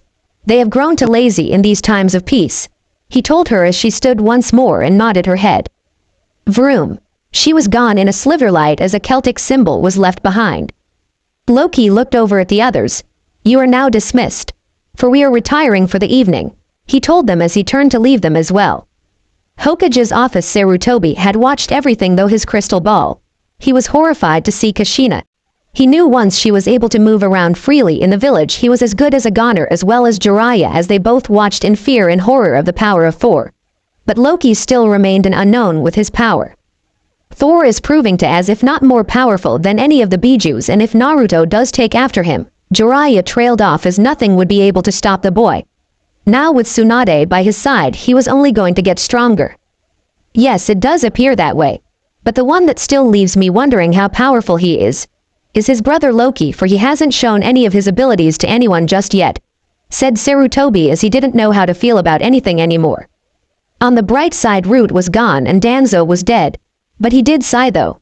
He would have to hold a council meeting soon to inform the others of Danzo's untimely death. All will be as if he had died of a heart attack. No one ever the wiser. Those of his root that posed as civilians, they will find out in time who is missing and who was tried to the old war hawk. But for now he waited his team he had sent to take care of the poison in the roots. Next day Naruto was up bright and early. He was excited to go back to the academy and tell his friends about meeting his grandparents and uncle. But Tsunade did tell him not to speak about meeting his mother, for that would bring up too many questions and he wouldn't be able to answer them at all. To this is agreed to, for he was still trying to process meeting her as well. Grandma, Grandpa, Uncle Loki, come on. I'm going to be late for school, whined Naruto as he did want to try his best now as he had a lot to live up to and didn't want to be seen as the dead last anymore by any of his peers. Not so loud, Naru-chan, said Tsunade as her head was aching for being up half the night drinking with Thor as Loki was looking over the compound to see what would need to be fixed. To his surprise, the roof needed a little repair and the grounds tended to. But other than that, the place was in suitable shape to be lived in. But Ba-chan, whined Naruto as he was now standing before her with an adorable little pout of his little face. Thor just laughed as he walked out of the bedroom he had spent the night in. Naruto arched a brow at him. Why are you in Grandma's room? He asked. Loki came up from behind Naruto and swept him up. That is a question for when you are much older, he told him as the other two blushed. Well, mostly Tsunade blushed as Thor just had a cheesy grin on his face. Come on, let's go, said Tsunade, pulling herself together. She will return to her thoughts of last night later, at a much later time. As they walked thought the village, villagers and shinobi alike watched them as some bowed and a few ran for their lives as they had been part of hunting parties in the past for the blonde-haired little boy. It appears news spread like wildfire here, said Loki as he looked over at Tsunade.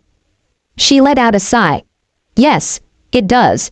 Just tell the right hens and all of the village will know before dawn of what is going on within the village walls, she told him. Ino is the gossip princess of the academy, said Naruto as he remembered the teal-eyed blonde-haired girl that knew pretty much everything about everyone that was in the academy. But the only one she could learn more about was always Naruto, as he was a puzzle to her. He had her clansman hair color but for his blue eyes, as everyone pretty much had teal or green eyes in her clan but for her mother who had brown eyes. Is she your girlfriend? Questioned Thor as he smirked at his grandson. Naruto turned beet red as he shook his head violently. No, Ino doesn't like me. She is a Sasuke fangirl, he said as he turned away to look at anything but his grandparents and uncle. Give her time. It will pass, said Tsunade as she remembered the fangirls, boys growing up. Some never changed as other did. Some had said they could mark Jiraiya as a fanboy for Tsunade as when they were growing up. He did everything under the sun to get a date with her. But the only thing he never tried was being a true gentleman and just asking her nicely with a flower or something. Maybe then he would have had a chance. But looking over at Thor, she was glad the white-haired man was always a pig. They had arrived at the academy a little early as all the kids played outside. Come on, I want to show you my classroom and maybe Iruka-sensei and Mizuki-sensei may be in there and you can meet them too, said Naruto as he was bouncing off the hallway walls. He is full of energy, said Thor as he chuckled. Yes, just like you as a child, said Loki as he laughed at the memory of his brother growing up. Thor grinned as Tsunade had a fond smile of the memories of Kushina being so full of energy and what she saw of Minato as he grew up always so calm and happy. even though he was an orphan and his mother was a coward to keep him and raise him like she should have. A single tear rolled down her cheek as Thor saw this and placed a hand on her right shoulder as his left hand wiped away her tear. "You get a second chance this time around with our grandson. We both do," said Thor as he smiled softly at her. She smiled back at him as she nodded her head. "Yes, a second chance that Cammy has granted this fool," she told him as Thor just chuckled. They walked down the hallway and up a set of stairs to the second floor to room 204. There Naruto stood just looking at the door. He felt nervous after he had been gone for so long, and now that he is back his whole life has changed. He now had family. He was no longer alone and knew his parents loved and cared for him before they died. "What's the matter?" questioned Loki as he looked down at his nephew. Naruto looked up at him with one of his fake smiles. "Nothing, just a little nervous," he told his uncle. Loki frowned at seeing the boy so young to wear a mask. This was something they would all have to work on, as it wasn't befitting the young boy and he was to grow to become a leader. He needed to feel strong within himself and those around him. Thor and Tsunade also saw the smile and both felt unsettled by it as well. Tsunade placed a hand on the door and slid it open. There sitting at his desk looking over yesterday's homework was Iruka, as Mizuki hasn't shown up yet. Looking up from his work, Iruka saw Naruto never looking behind the boy at the adults that stood behind him. "Naruto!" yelled Iruka as this woke up Shikamaru, and Choji dropped his chip as Kiba turned from talking with Shino. All four kids saw their friend had returned, and where had he been this whole time, for Kiba's mom had been an emotional wreck over her foolish son's dare. "Naruto, where have you been?" questioned Iruka as he had jumped out of his now toppled over chair and was now kneeling before the young boy. Naruto smiled sheepishly as he rubbed his hand behind his head, but before he could speak a deep voice had answered for him. "He has been in my care while he had been gone. He had hit his head pretty bad before he awoke 4 days later," said Thor. At hearing that Naruto had gotten hurt in the forest, Kiba paled and just wanted to vanish into the shadows as he felt horrible his friend had gotten hurt because of their stupid bet. Iruka now looks up at the two men and woman that stood behind Naruto as the four kids also could see who was standing with the boy. "Who are you?" "Lady Tsunade," he asked as he didn't know what to think. Thor grinned. "I am the boy's grandfather," he said. Loki smirked as he saw Iruka pale. "I am his uncle," he said as Iruka was now twitching where he sat on the floor in front of Naruto. "The news will be out sooner than later. I am his grandmother," said Tsunade as Iruka had passed out. Naruto poked at the man looking down at him and then back up at his grandmother. "Is he dead?" he asked a little worried. "No, he just passed out," said Tsunade as she just stepped over the man and looked around the classroom. Nothing had changed since she was a child. Maybe a new desk here and there, but otherwise it was still all the same. Thor even poked at the man as Loki just shook his head. "Stop that, you two. He will awake shortly," he told them as Naruto and Thor smiled sheepishly and stood up. Kiba raced down the steps from his desk. "You're alive. Mom isn't going to kill me now," he said as he slammed into Naruto as the two boys fell to the floor. "Ow. Yeah, I'm alive," said Naruto as they both bounce onto the floor as Naruto hit his head on the hardwood floor. Kiba quickly gets up and helps the blonde back up. "Sorry. I'm just glad you're alive. For my mom and the others have been tearing that forest apart looking for you, and I'm grounded until I made Genin," he said looking down at the floor. "I'm sorry for daring you into going to someplace so dangerous," he said as he looks back up at his friend as his puppy was jumping around Naruto. "Thanks. But going there was the best thing I have ever done in my whole life," said Naruto as he was grinning now. They all looked at him with shock. "Troublesome. But why do you say that?" questioned Shikamaru as he was now walking down to his friend followed by their other two friends. "For if I wouldn't have gone there, I wouldn't have found my grandfather's hammer and I would have never met him, my uncle or my grandmother. So it worked out for the best for me," said Naruto. He nodded his head to this as he looked at the older blonde male with the eye patch. The man looked like an older version of Naruto as well as their late fourth Hokage. Something seemed to click in the boy's mind as he looks at Tsunade. His father was the late fourth Hokage. He asked the woman as she frowns and nods her head. "Leave it to Inara to figure things out," said Tsunade as she knew what clan the boy before her belonged to, as Naruto had told them he was friends with a few clan heirs. "It doesn't take much to figure it out. Naruto looks like the late Hokage and now this man looks like a much older version of both of them. This is telling me that he was his father," said Shino as he spoke up. All eyes went to him. Loki felt a little weird with the boy as he saw a bug crawl into a small hole near his ear. Who are all your friends, Naruto? Asked Thor as he smiled at the boys that stood behind him and the others. The boy with the puppy is Kiba Inuzuka and his puppy Akamaru. This the boy with the pineapple ponytail is Shikamaru Nara, and next to his is Choji Akamichi, and next to him is Shino Aburame, said Naruto as he was grinning up at his grandfather. Guys, this is my grandpa Thor. He is a king and a god of thunder.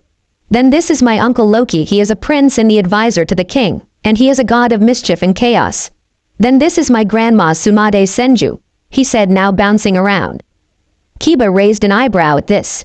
Dope, you must have hit your head harder than what you think. Those two can't be gods, he said as he looked at the two men. We are gods of old times. Before this world you have now came to be, said Thor. Shikamaru arched an eyebrow at the blonde man. Could you bring scrolls about your old world for us to learn about? He asked. That would be a grand idea. For Naruto needs to learn about his family roots, said Thor. Loki smirked as he looked at the little Nara. Naruto has done well in putting his trust in this boy, he thought to himself as Shikamaru reminded him of himself in some ways. Just then they heard a groan from behind them as Iruka was slowly waking up as he slowly sat up. What happened? Why am I on the floor? He questioned nobody as he opened his eyes to see Naruto and the two men next to him as Tsunade was sitting at his desk looking over what Naruto had missed, for Iruka had a file on his desk with Naruto's name on it for all the homework of the past week and anything else he had missed before he vanished. Is this what they are learning? Questioned Tsunade as she arched an eyebrow at all this BS that is being taught to the future shinobi. Iruka's head snapped over to the female voice and saw Tsunade glaring at him as she held up the homework. He dumbly nods his head to answer her question. When did this change happen? Asked Tsunade as her honey brown eyes hardened and took on an icy tone to them. After the death of the fourth Hokage, the civilian council with the help of Elder Danzo changed the Shinobi Academy over and made it more suitable for civilian children could become shinobi, said Iruka as he was against all the changes when he became a teacher, for he was unsure if this was really helping them. You must be joking. This is all pointless. You spend more time in books than having them training and learn jutsus. This will only help them so far, but out in the field this wouldn't do nothing for them, growled out Tsunade as she stood up slamming the papers back onto the desk. I understand they do need to learn how to read and write in math and science and history, but they also need hands-on field training. By the looks of it you only spend the third and fourth year learning jutsu and survival training. This isn't good. Please understand, Lady Tsunade, but my hands are tried and I can only do so much. But I do try to get them to learn everything they need to know when it comes to the survival training, and the only jutsus I am allowed to teach them is the clone jutsu, hedge jutsu, and replacement. All other jutsus they learn are from their clans or senseis once out on the field, said Iruka as he was now fearing for his life. As this was going on, the other students had been filing into the classroom and Ino was standing next to Naruto. Hey Naruto. What's going on and why does Iruka look so scared? Asked Ino as she looked at her fellow blonde as she just realized he was back from wherever he had vanished to. Hey, when did you get back and where have you been? She asked him with shock across her face. Hey Ino. Nothing much, just my grandma scaring Iruka-sensei. I got hurt when I went to the forest and my grandpa and uncle found me with the help of one of their friends, said Naruto as he smiled at her. Ino just nodded her head at this and looked at the four boys who also nodded their heads as she looked up at the tall blonde man and raven hair man. She had a slight blush on her cheeks after looking at both men. Wow, they're hot, and how Naruto looks like the blonde man. He is going to grow up smoking. This thought to herself as she looked back at Naruto with a little giggle. Hinata had froze next to Ino as she heard the girl greet her crush. Her pale lavender eyes widened at seeing him back. She was so happy he was safe and back. Is she blind? Asked Thor as he got down on one knee to look at Hinata's eyes. Hinata blinked and jumped away from the man holding her chest as he scared her. And no sir, I am not blind, she told him, giving him a cute little pout. Her eyes must be one of those bloodlines Naruto spoke of, said Loki as he looked her eyes as well. If you noticed brother, her eyes had a hint of lavender in them, he said with a smile.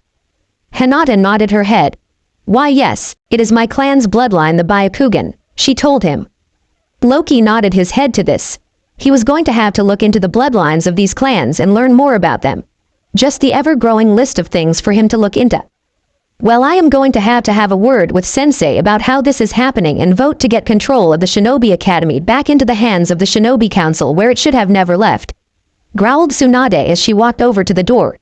You two stay with Naruto and see this nightmare of lesson, she told them as she vanished in a swirl of leaves. Well, if she is anything like how she is in bed, I feel bad for those who will be suffering her wrath, said Thor with a shit-eating grin. Loki just slapped his hand across his face as some of the kids looked at him weird as others just blushed as they could figure out what he was talking about. Though Naruto looked up at him clueless as Shikamaru sighed and looked over at Loki. Naruto, do not worry about what your grandfather has said, and we'll explain it to you once you are older, said Loki as he pulled on Thor's ear. We are around children. We are not around your warriors, he hissed at the man. Ouch. I'm sorry, cried Thor as the others just sweat dropped at the large blonde's antics. Yay, he is Naruto's grandfather. Hell, some would even believe the man his father for how much they looked like each other and acted alike. Tsunade stormed out of the Shinobi Academy as she made her way to the Hokage Tower. She was going to have a few words with her old sensei and then have a few words with the council, and she didn't give a damn if no one liked it. For it was in her given right to demand change and fix all the mistakes of the past. I was a fool for thinking things here would be fine without me. Sensei is a weak old man that is allowing his elders and civilian council to walk all over him as the Shinobi Council does nothing to stop them. But why do they not stop them? Questioned Tsunade to herself as her eyes widened. Danzo. What the name that came to mind? They bastard must have done something to each clan to keep them from moving against him and his pets. She figured as she stormed right into the Hokage Tower as the Chunin and Jonin that worked or were in the tower for missions watched the princess of Konoha walk past them. Storming up the stairs, Tsunade saw her sensei standing in the hallway as he was making his way over to the council chambers. He stopped and smiled at her. Ah. Tsunade, I was just going to send Ambu after you for a council meeting, he told her. But his smile slowly faded as he saw her glaring at him. She narrowed her eyes. Good, for I have some damn questions for the council about the bullshit lesson plan at the Shinobi Academy. It is being ran like the damn civilian schools, she hissed as at him. Sarutobi held up his hand. We will be addressing all of this today and there will be many changes going on now, he told her with a reassuring nod. Fine. Tsunade huffed as she crossed her arms under her chest. They walked down the hallway leading to the council chambers as they could hear the civilian council yelling at the Shinobi Council. She looked over at her old sensei. Sarutobi let out a sigh as he pushed open the council chamber doors. He walked over to his chair at the center of all the tables. Tsunade walked over to her clan seat and took her place. Next to her seat was the Uzumaki clan empty chair, and once someone becomes Hokage, they gain a chair on the council as well. There next to the Uzumaki chair was the Namikaze empty chair. A soft frown on her face as she looked over at the civilians and elders glaring at her. Hokage-sama. What is this about the demon bewitching Princess Tsunade? Question, demanded one of the civilian councilmen as he held lust in his eyes as he looked at the busty blonde woman seated near the Hokage on the shinobi side. Tsunade wrinkled her nose in disgust at the lard of a man looking at her with those nasty eyes of his undressing her. Tsunade returned to the village finding out her son had a child and she has returned to raise her late son's child, said Sarutobi to the council. Now this had everyone talking and whispering. May we ask who was Lady Tsunade's late son? Asked Shikaku as he had an idea but wanted to know for sure. Tsunade smirked. My son was one Minato Namikaze. His son is Naruto Uzumaki Namikaze Senju. She told them as the council exploded into an uproar of people yelling and screaming. The room was filled with a dark killer intent as a man with long raven locks appeared in the chambers. He glared at the civilian side of the council as he saw that a few of the shinobi council was laughing or had looks of shock. Silence, commanded Loki as he looked around. The room grew quiet as they all looked at him. Loki, I thought you were with Thor and Naruto? Questioned a surprised Tsunade. Loki smirked at the blonde woman. I am also here. I figure I'd shadow you and see what these fools would try against the young prince, he told her. Why are you calling that demon a prince? Demanded the same man that was lusting over Tsunade. Loki's cold jade green eyes slowly moved towards the man. Naruto is the prince, for his grandfather. My brother is a king and I am a prince of our homeland, as well as royal advisor to the king, he said to the foolish man. Gasps could be heard from this statement alone. Shikaku leveled his gaze at the newcomer. Is this king the father of Minato or Kushina Uzumaki? He asked him. Loki smirked at him. I see you are as shark as the little Nara I met with Naruto this morning. My brother is the father of Minato Namikaze Senju Oden-san, thus making Naruto Uzumaki Namikaze Senju Oden-san. He said he saw the wheels turning on the civilian side of the council. If the demon brat is royalty, we could push our daughters on him and use them to take control and power from the grandfather once he passes on and names the demon brat as his heir to the throne. They thought as one. But Loki, being around a very long time, knew their game and tricks. Give it up. For Thor will be in power for a very long time before Naruto would ever take over the throne, and that is if he doesn't pass it to me first, he said with an evil smirk on his face. The women on the council began to do their best to flirt with the man who just looked at them with boredom in his eyes. They had nothing he wanted and they all looked like dirty pigs in his eyes. Cover yourselves, you dirty sows, he told them as he turned away from them. They saw the same coldness Minato would show his fangirls in the man just now. It was eerie. This is the reason the council meeting was called, said Sarutobi as he slammed his hands on the table before him and glared at the elders and the civilian council as he did note there was about 3 people missing from the meeting. He would have his Anbu found out where they are after the meeting was over. Loki, playing along, looked at the old leader. Why did you call this meeting for? He asked as he walked up and took a seat next to Tsunade in the Uzumaki chair. Sarutobi took on a grave and heavy look. I am here today to inform you that Danzo Shimura passed away early this morning from a heart attack, he told them. How do you know of this?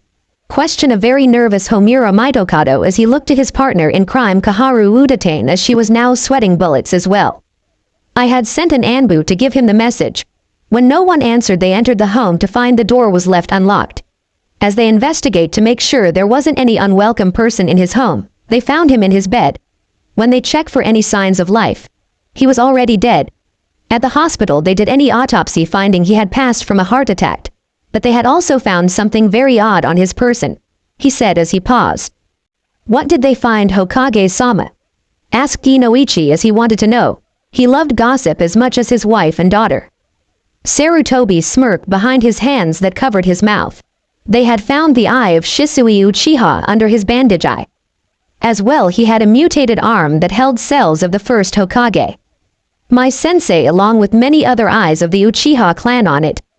It appeared that someone allowed Danzo the clearance to them in the hospital, and how Kaharu Udatane, you are the elder that oversees all the happenings in the hospital. How was Danzo able to get those eyes that had been sealed away for Sasuke if he ever awoke the Mangekyo Sharingan, as he would need the eyes of someone who was closely related to him for a transplant? As for the Mangekyo Sharingan, leaves the user blind if overused.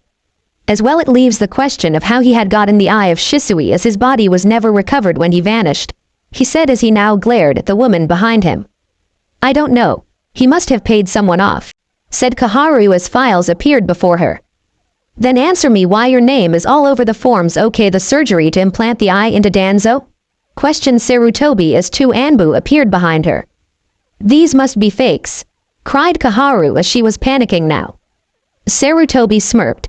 Then explain to me why these came from your office at home and in the hospital, he asked her as she now shaking in her kimono. Someone must have planted them on me. Danzo has always been doing shady things in the village, said Kaharu as she thought she was covering her ass and just placing blame on a dead man. Sarutobi just nodded his head and the Anbu behind her grabbing and dragging her away.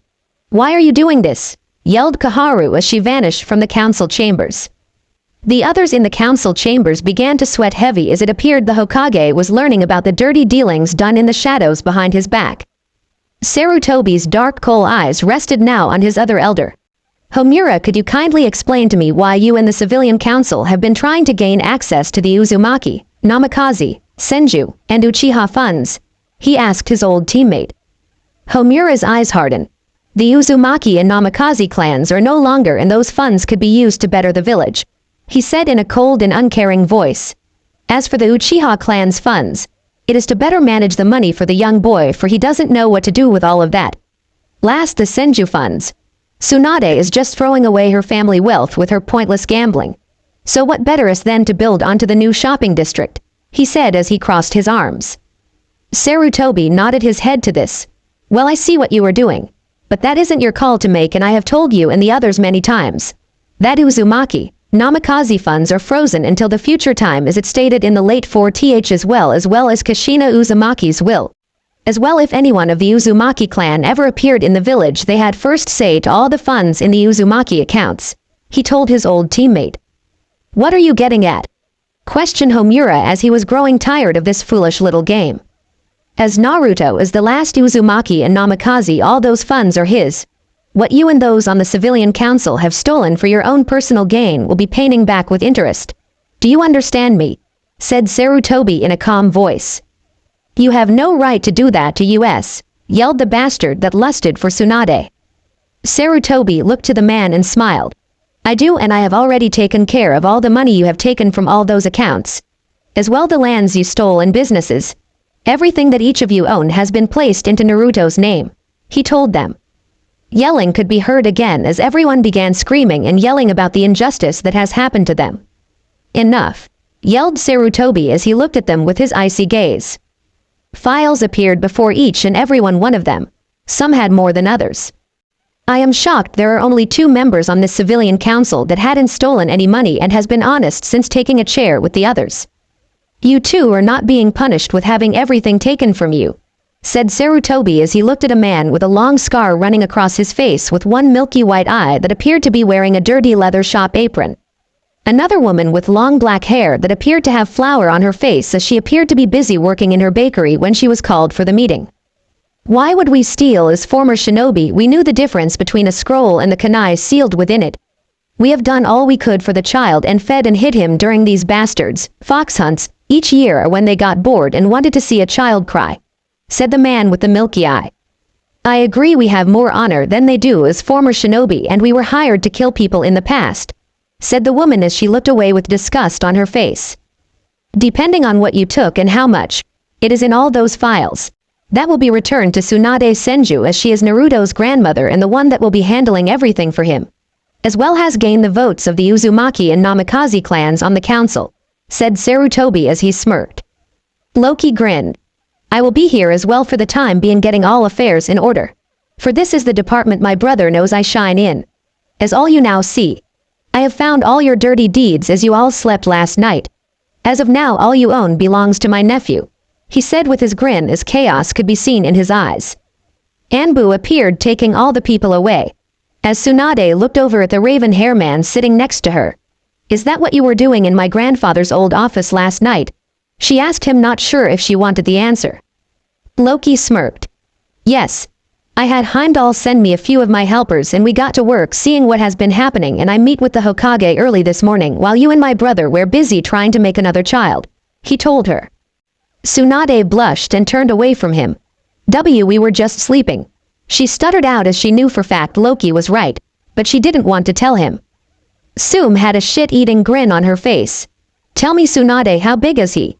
She questioned, moving closer to hear all the juice details about her mystery mate. Sum, this isn't the place to be talking about that, said Tsunade as she almost passed out from embarrassment. You're right. We will have a girls' day after this at the hot springs with all the other ladies and you can go into detail then, said Sum as Tsunade had passed out from the feral woman's antics.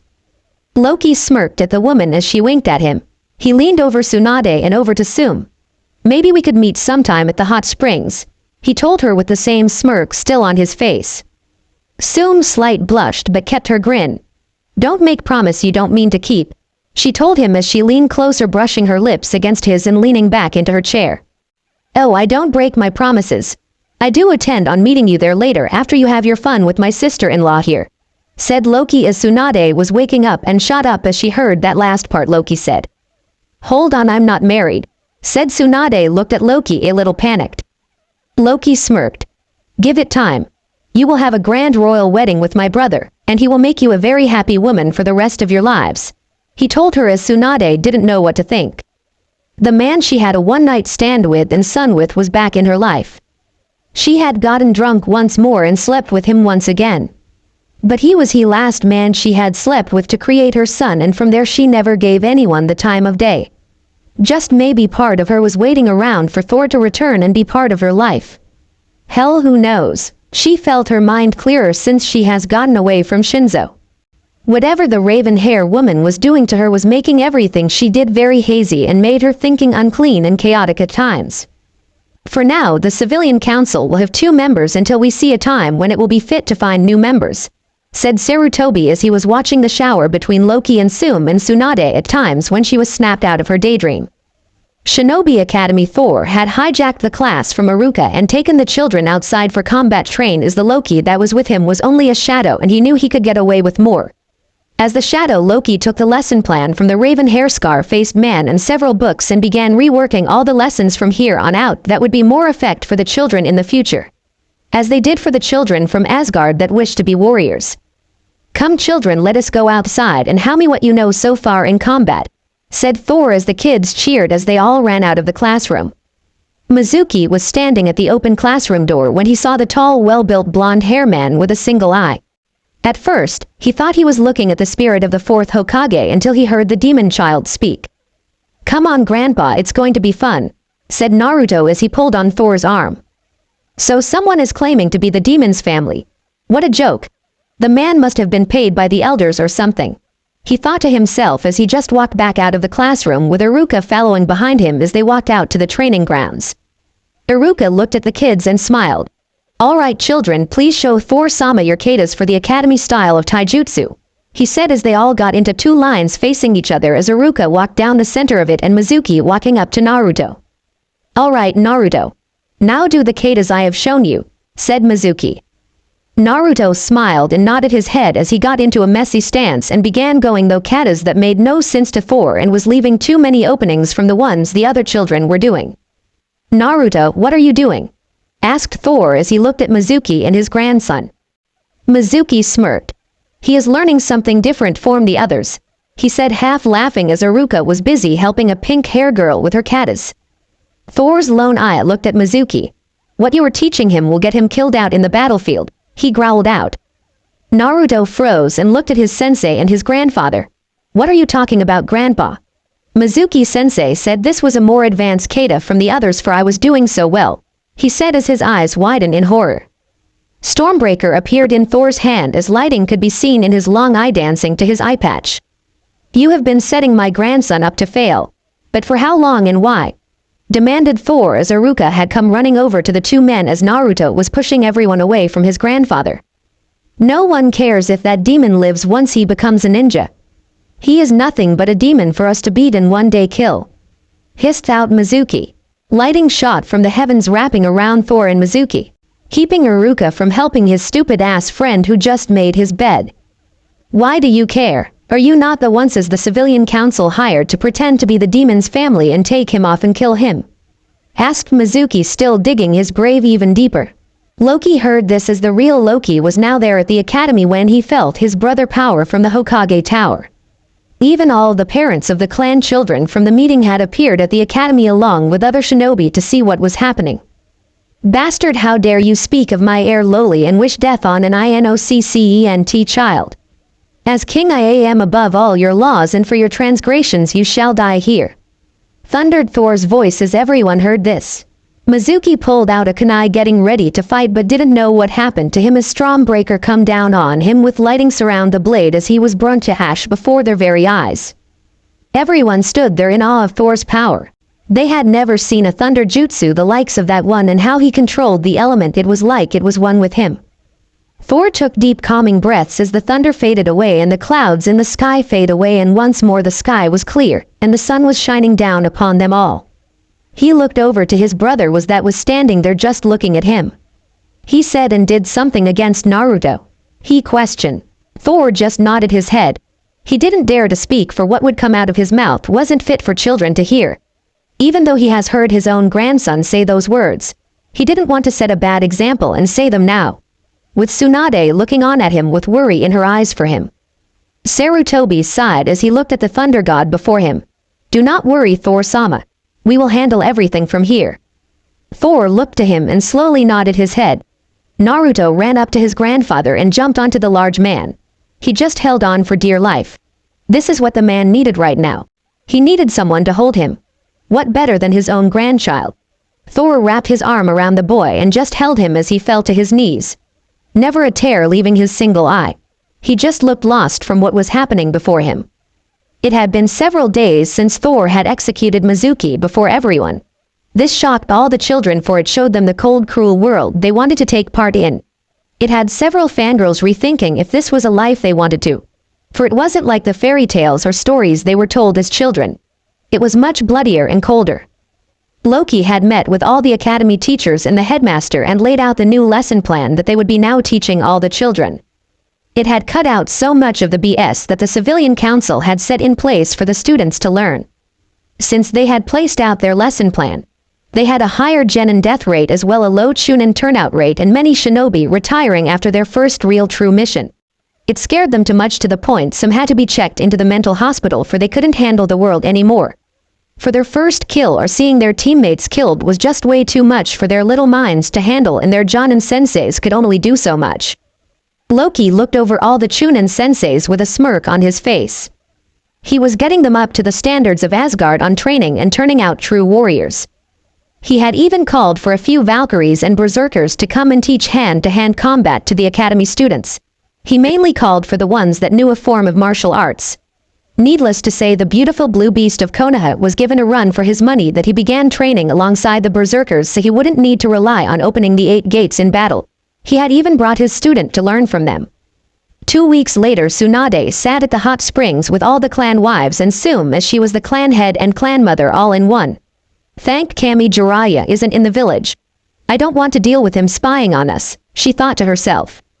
Border of land of fireman with long white spiky hair sneezes. Some lovely lady must be thinking of me, he said with a huge grin on his face as he raced across the treetops to return to the Hidden Leaf village. Back with Tsunade. So how are things going with Naruto and catching him up with everyone in his studies? Asked Chichi Akamichi as she smiles at Tsunade. Soft smiles graces Tsunade's lips. Everything has been going well. Under Loki's tutelage he has grown leaps and bounds, she said as she looked down at the water. That's good, the pup's growing and becoming stronger, said Sume as a feral grin graces her lips. So how are things with his grandfather? She asked as they all wanted to know. How Loki said Tsunade and Thor been busy in the sheets trying to create another child. Tsunade blushes as she sinks into the water.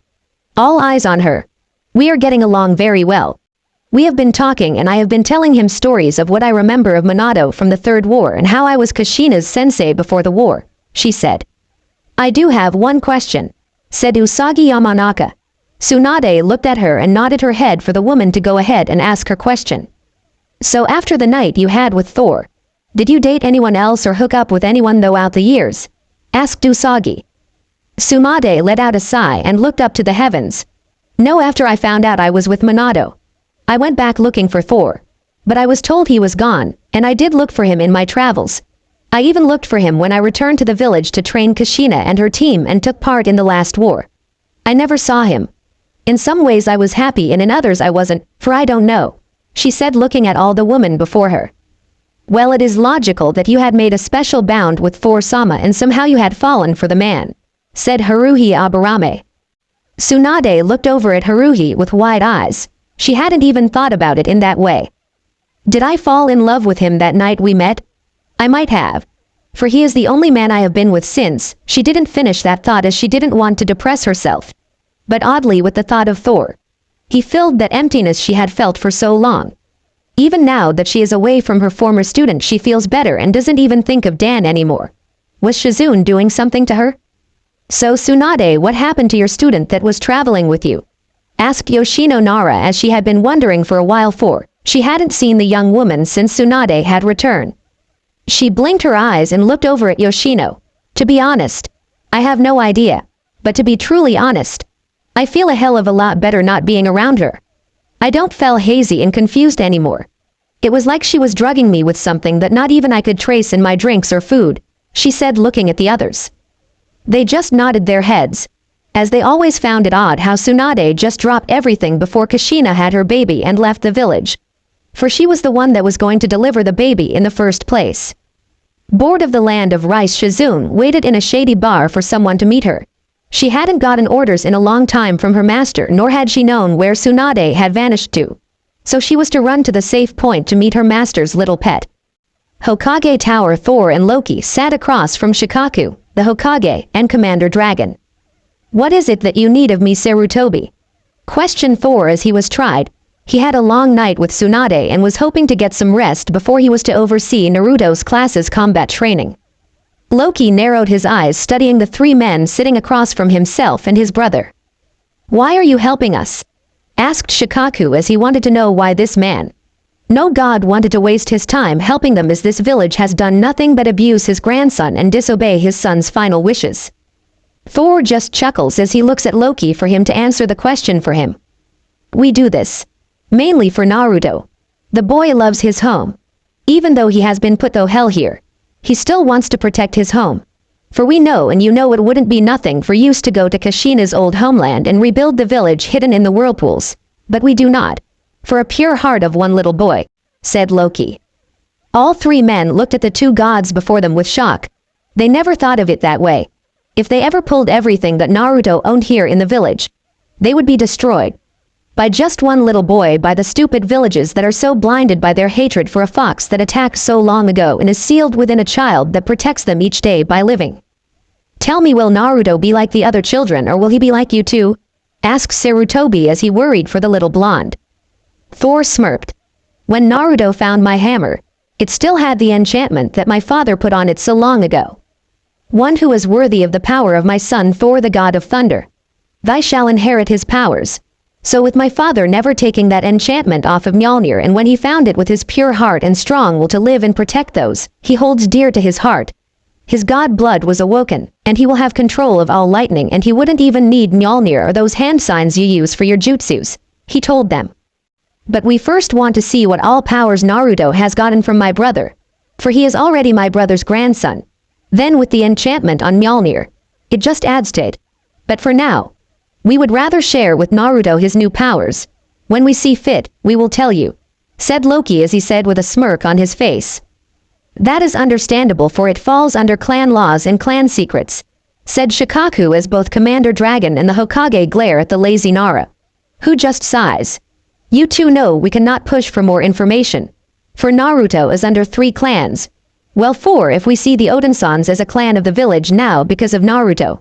Troublesome," he said as he just wanted to return to his office to take a nice long nap. "He is correct. I have read up on all laws of this village and land," said Loki with a smirk on his face and chaos playing in his eyes. All 3 men shivered, for the look that was in Loki's eyes matched the one in Naruto's eyes when he about to play a prank on someone. They questioned who the boy's grandfather at times was really, but he looked just like Thor-sama. But he does take after his uncle in ways. "If we are done here, I had to get to the academy, for it is time for Naruto's class's combat training," said Thor as he stood up from the chair he was sitting in. "If there is anything else you need to talk about, Loki will handle anything else," he said as he vanished in a flash of lightning. Loki smirked at them. "It appears the king has grown bored with your games, Hokage-sama," he said with a playful smile. Sarutobi let out a tried sigh. "I believe we are done here, for there isn't much more we need to talk about. All I want to know, will Naruto hurt anyone with his new powers?" he asked with a little worry lacing his voice. "No, that is why we are so involved in his training at the academy and at home," said Loki as he stood up and vanished from sight. It was like he was just a shadow that was in the office with them. Something that left them feeling unsettled. Was he someone they feared to cross? They are glad Danzo was dead, but there was always another fool coming out of the woodworks willing to take the old Warhawk's place. Shinobi Academy. Naruto stood outside with the other kids awaiting his grandfather to show up, as his uncle was standing there looking at them as the other warriors had shown up to begin their training alongside the children. Naruto sighed as he looked up at the sky. He was getting bored waiting for his grandfather, and he was feeling a strange energy building up in his belly. It felt weird, like a static shock buildup. Without thinking, he held up his hand pointing to a tree away from everyone as a lightning bolt shot out of his palm. From the force of the energy that shot out of his hand, it sent him flying back into another person standing behind him. He flew right into Shikamaru. "Nara," said lazy boy, hit the ground hard and looked up at Naruto. "What the hell, Naruto?" questioned Shikamaru as he saw the blonde with smoke coming from the blonde's right hand and the boy's eyes just spinning as he knocked himself out from just the force of the blast. Loki had turned as he heard the thunder of the lightning bolt strike and was wide-eyed as the bolt was much more powerful than anything Thor had ever done at that age.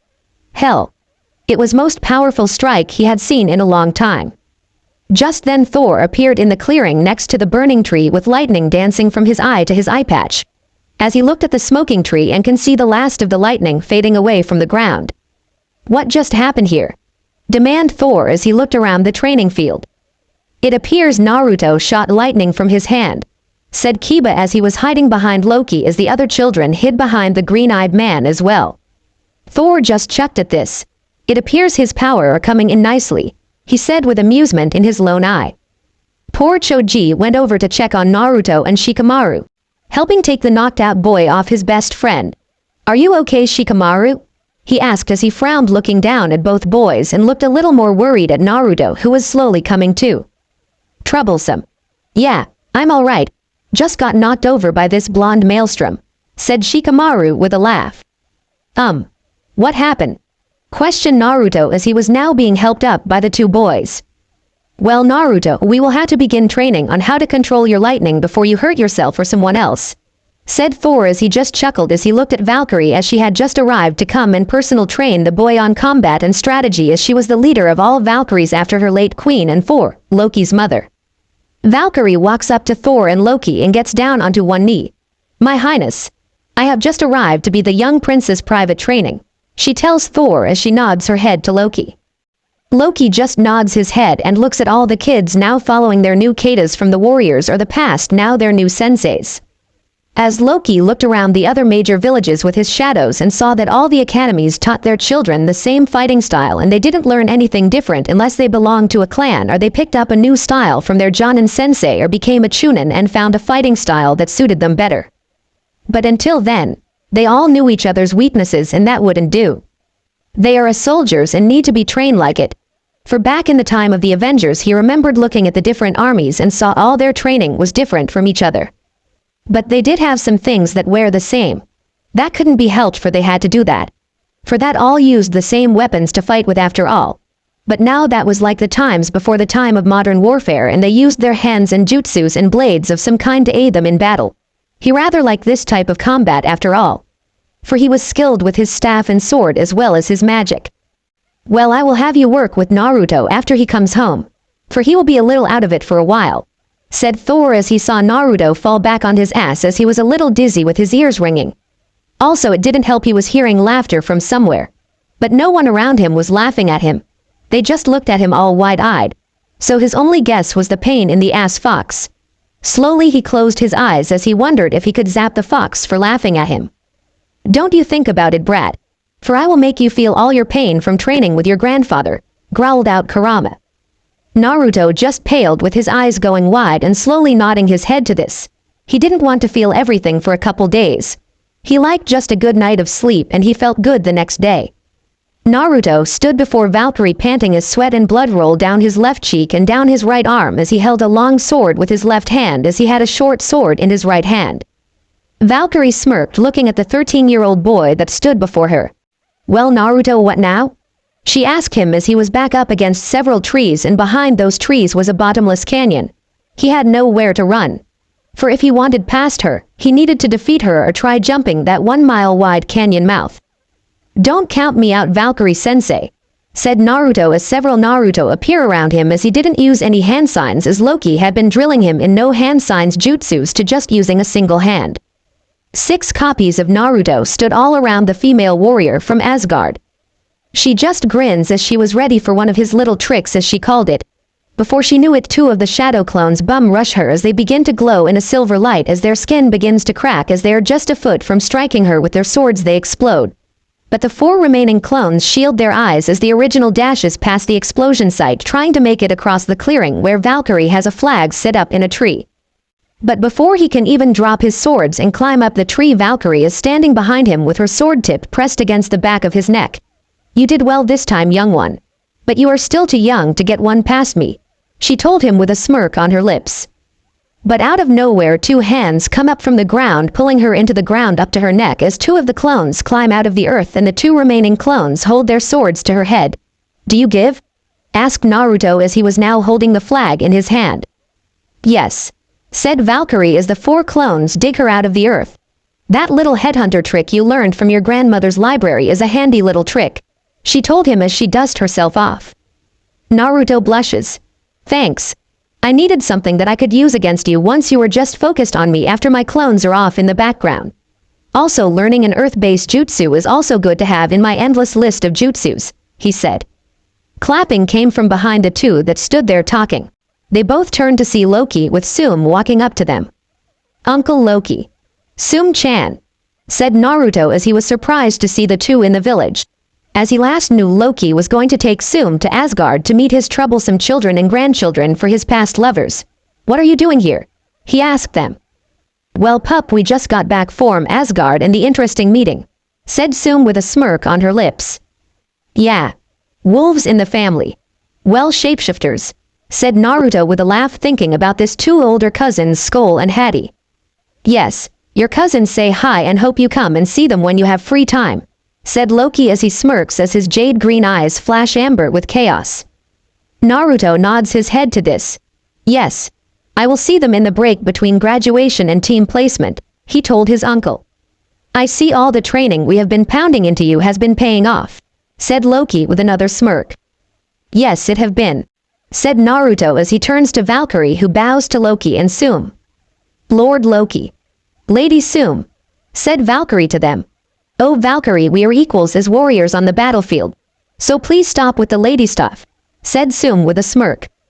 Valkyrie looks up at her. We may be equals on the battlefield, but you are now a lady of the court as Lord Loki is courting you, she told the feral woman. Sum blushes as she is still getting used to be treated more than just a shinobi and clan head and clan mother. Well, it is almost time for class, and I need a shower, said Naruto as he runs off waving at them. All playfulness was lost in Loki's eyes as he looks at Valkyrie. Will he be able to protect himself out there? He asked her to want to know and sounding like a commander that he has been in the past. Yes, Lord Loki. He is equal to junior Valkyries. I do not believe he will find an equal out there with all the training that you and Lord Thor have been giving him since you discovered him those years ago, said Valkyrie. Loki nodded his head to this. Good. He must be ready for anything to come. For anyone who is as strong as our late sister should ever come out of the woodworks, he didn't finish his thought as Sum placed her hand on his shoulder. The pup is young and is still growing. He will be a splendid shinobi in his own right. But remember, you can't push him too much for you will burn him out. He is still a child and I know you and your father had a childhood. For our children grow up much quicker, said Sum as she had the look of guilt in her eyes as she raised her own children into the life of shinobi and forced them to grow quickly. More her daughter for she grow up quicker due to the Kyuubi attack and they needed shinobi to fill the ranks of those lost that night. Loki looks over to his love. I know, but there has been whispers in time that my sister may have had a child. No matter how many time we have gone seeking said child, we never found them, he said looking away. Sum nodded her head, as she and Tsunade had heard stories about the goddess that had destroyed Asgard and almost killed everyone off. The goddess that was seen as the guardian and keeper of the underworld, but was a power-hungry warmonger that didn't care for anyone's life. I understand, she said as she turned to see the boy just vanish. Valkyrie just prayed that they would never face a force like Hela ever again. The woman was insanely powerful and had taken Thor and Loki out. It was like they were just children playing warriors.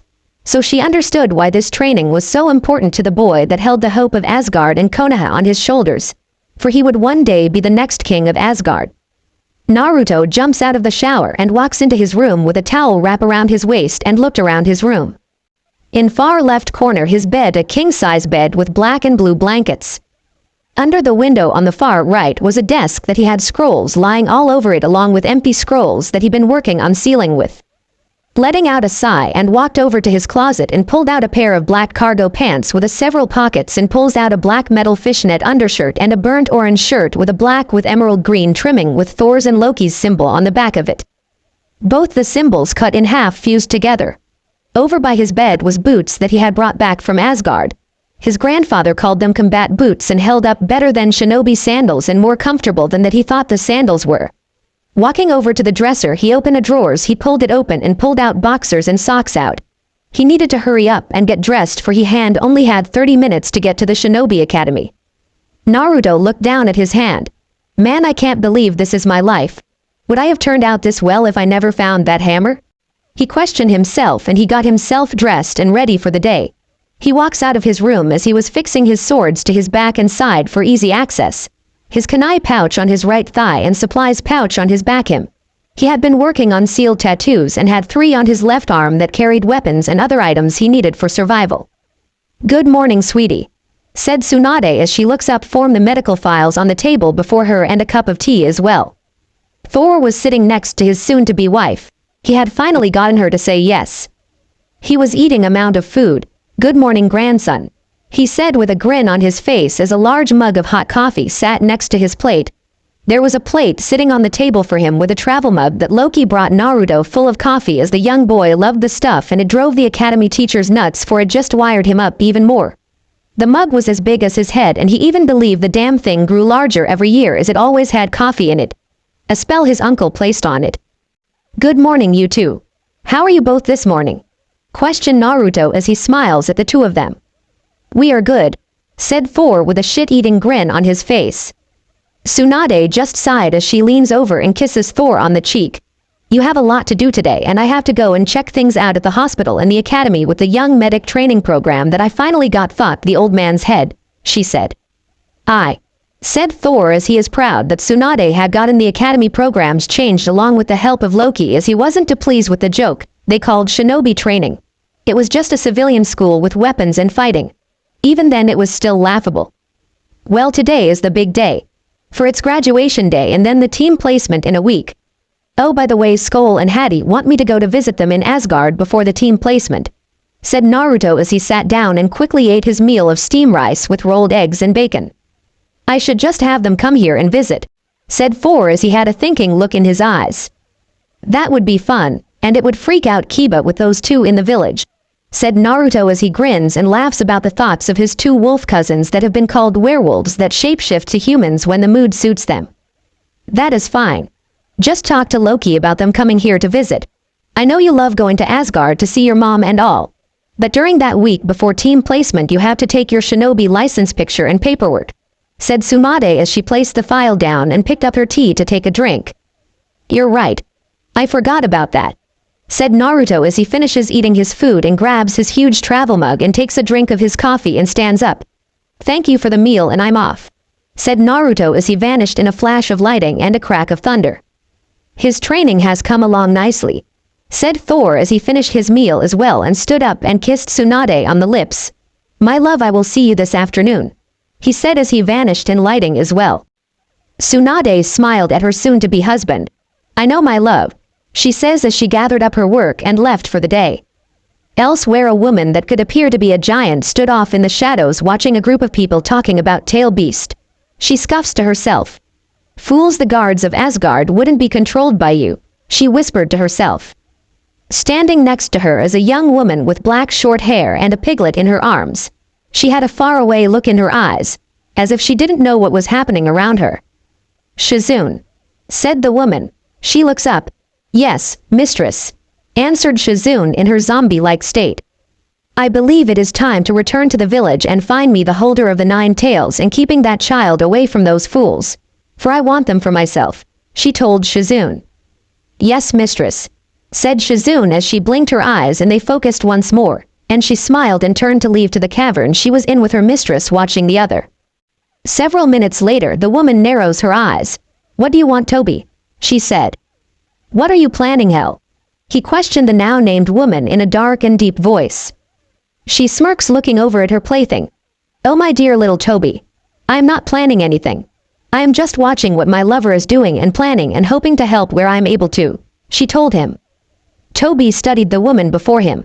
Her long white hair covered half of her face as the black hair pushed back, showing her lone jade green eyes softly glowing in the dark, looking at his lone glowing red eye. He walked up to her and cupped his hand on her cheek. "My love, you have been very quiet as of late. What has been troubling you?" he asked her as he wanted to know. She leans her head into his hand. "It is nothing, my love. It's just I am just ready to meet my 2 uncles soon that have been seen playing around in Konoha along with the 9 tails," she told him. Toby nodded his head, as he had been told about how they had killed her mother. "You will get your revenge, my love. We both will," he said. Shinobi Academy. Naruto walked into the classroom as he appeared outside of the school building with his lighting and ran away from the rabbit fangirls that locked sights on him. for their families told them he was a prince and would make them into a real-life princess. Man, why can't they keep following the Teme? Naruto grumbled to himself as he took his seat in the back of the classroom near a long corner where no one really bothered him at. Shikamaru and Choji come walking in shortly after Naruto found his hiding place. Both boys nod their heads to him and as the others slowly file into the classroom. Kiba comes strolling in looking for Naruto. "Hey," he yelled. Naruto looked up from the scroll he had pulled out of a seal tattoo. "What?" he yelled back.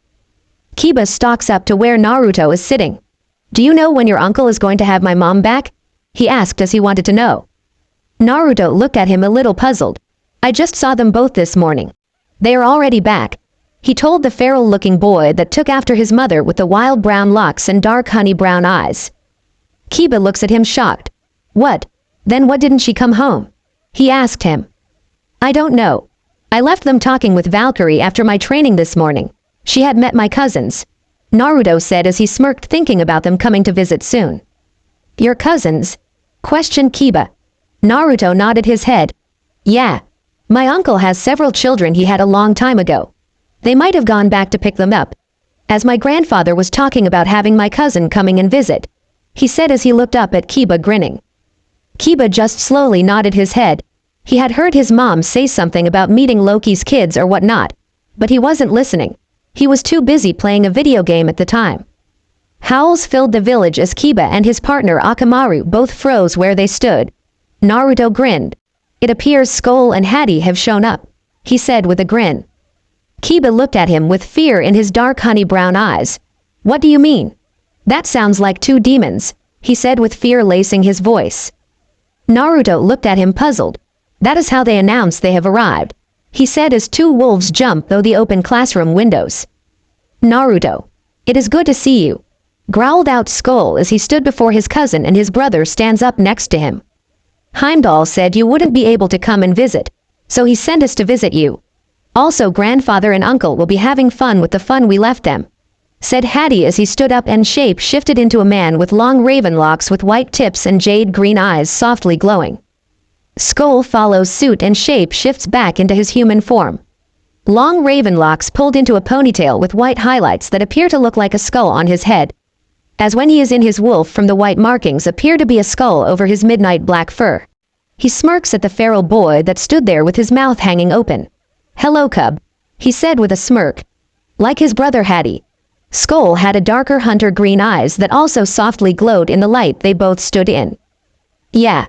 I have a lot of stuff to do on the days between the today and the day we meet up for team placement. So one question. How did the meeting go with you and Sum?" questioned Naruto as Kiba perked up at the mention of his mom. Both brothers looked at each other and grinned. "It went well. We did freak her out when she first met up," said Hattie with his playful grin. "Let me guess you guys met her like you just met her son here," said Naruto as he moved his hand over to Kiba who was still a little wide-eyed looking at the two brothers standing before him, as the puppy hid in his jacket. "You know we have to make a lasting impression on people," said Skull with a grin. "Well, leave it to you too. But you know we are about to have an exam here shortly?" asked Naruto as he looked at his two cousins that stood before him. "Well, I don't think they would mind if we hung out with you during your exam, as long as we stay quiet," said Hattie as they wanted to go have fun with their blonde-hair cousin once this was all over and maybe drag along the cub that belonged to the mate of their grandfather. Naruto let out a sigh. "Fine. Just stay out of trouble and quiet," he told them as Iruka and Loki came walking into the classroom as Thor and Valkyrie were outside setting up for the second part of the exam. Since the day they had arrived, they had taken over in aid in all of Naruto's class studies and making sure no one would try anything against the boy.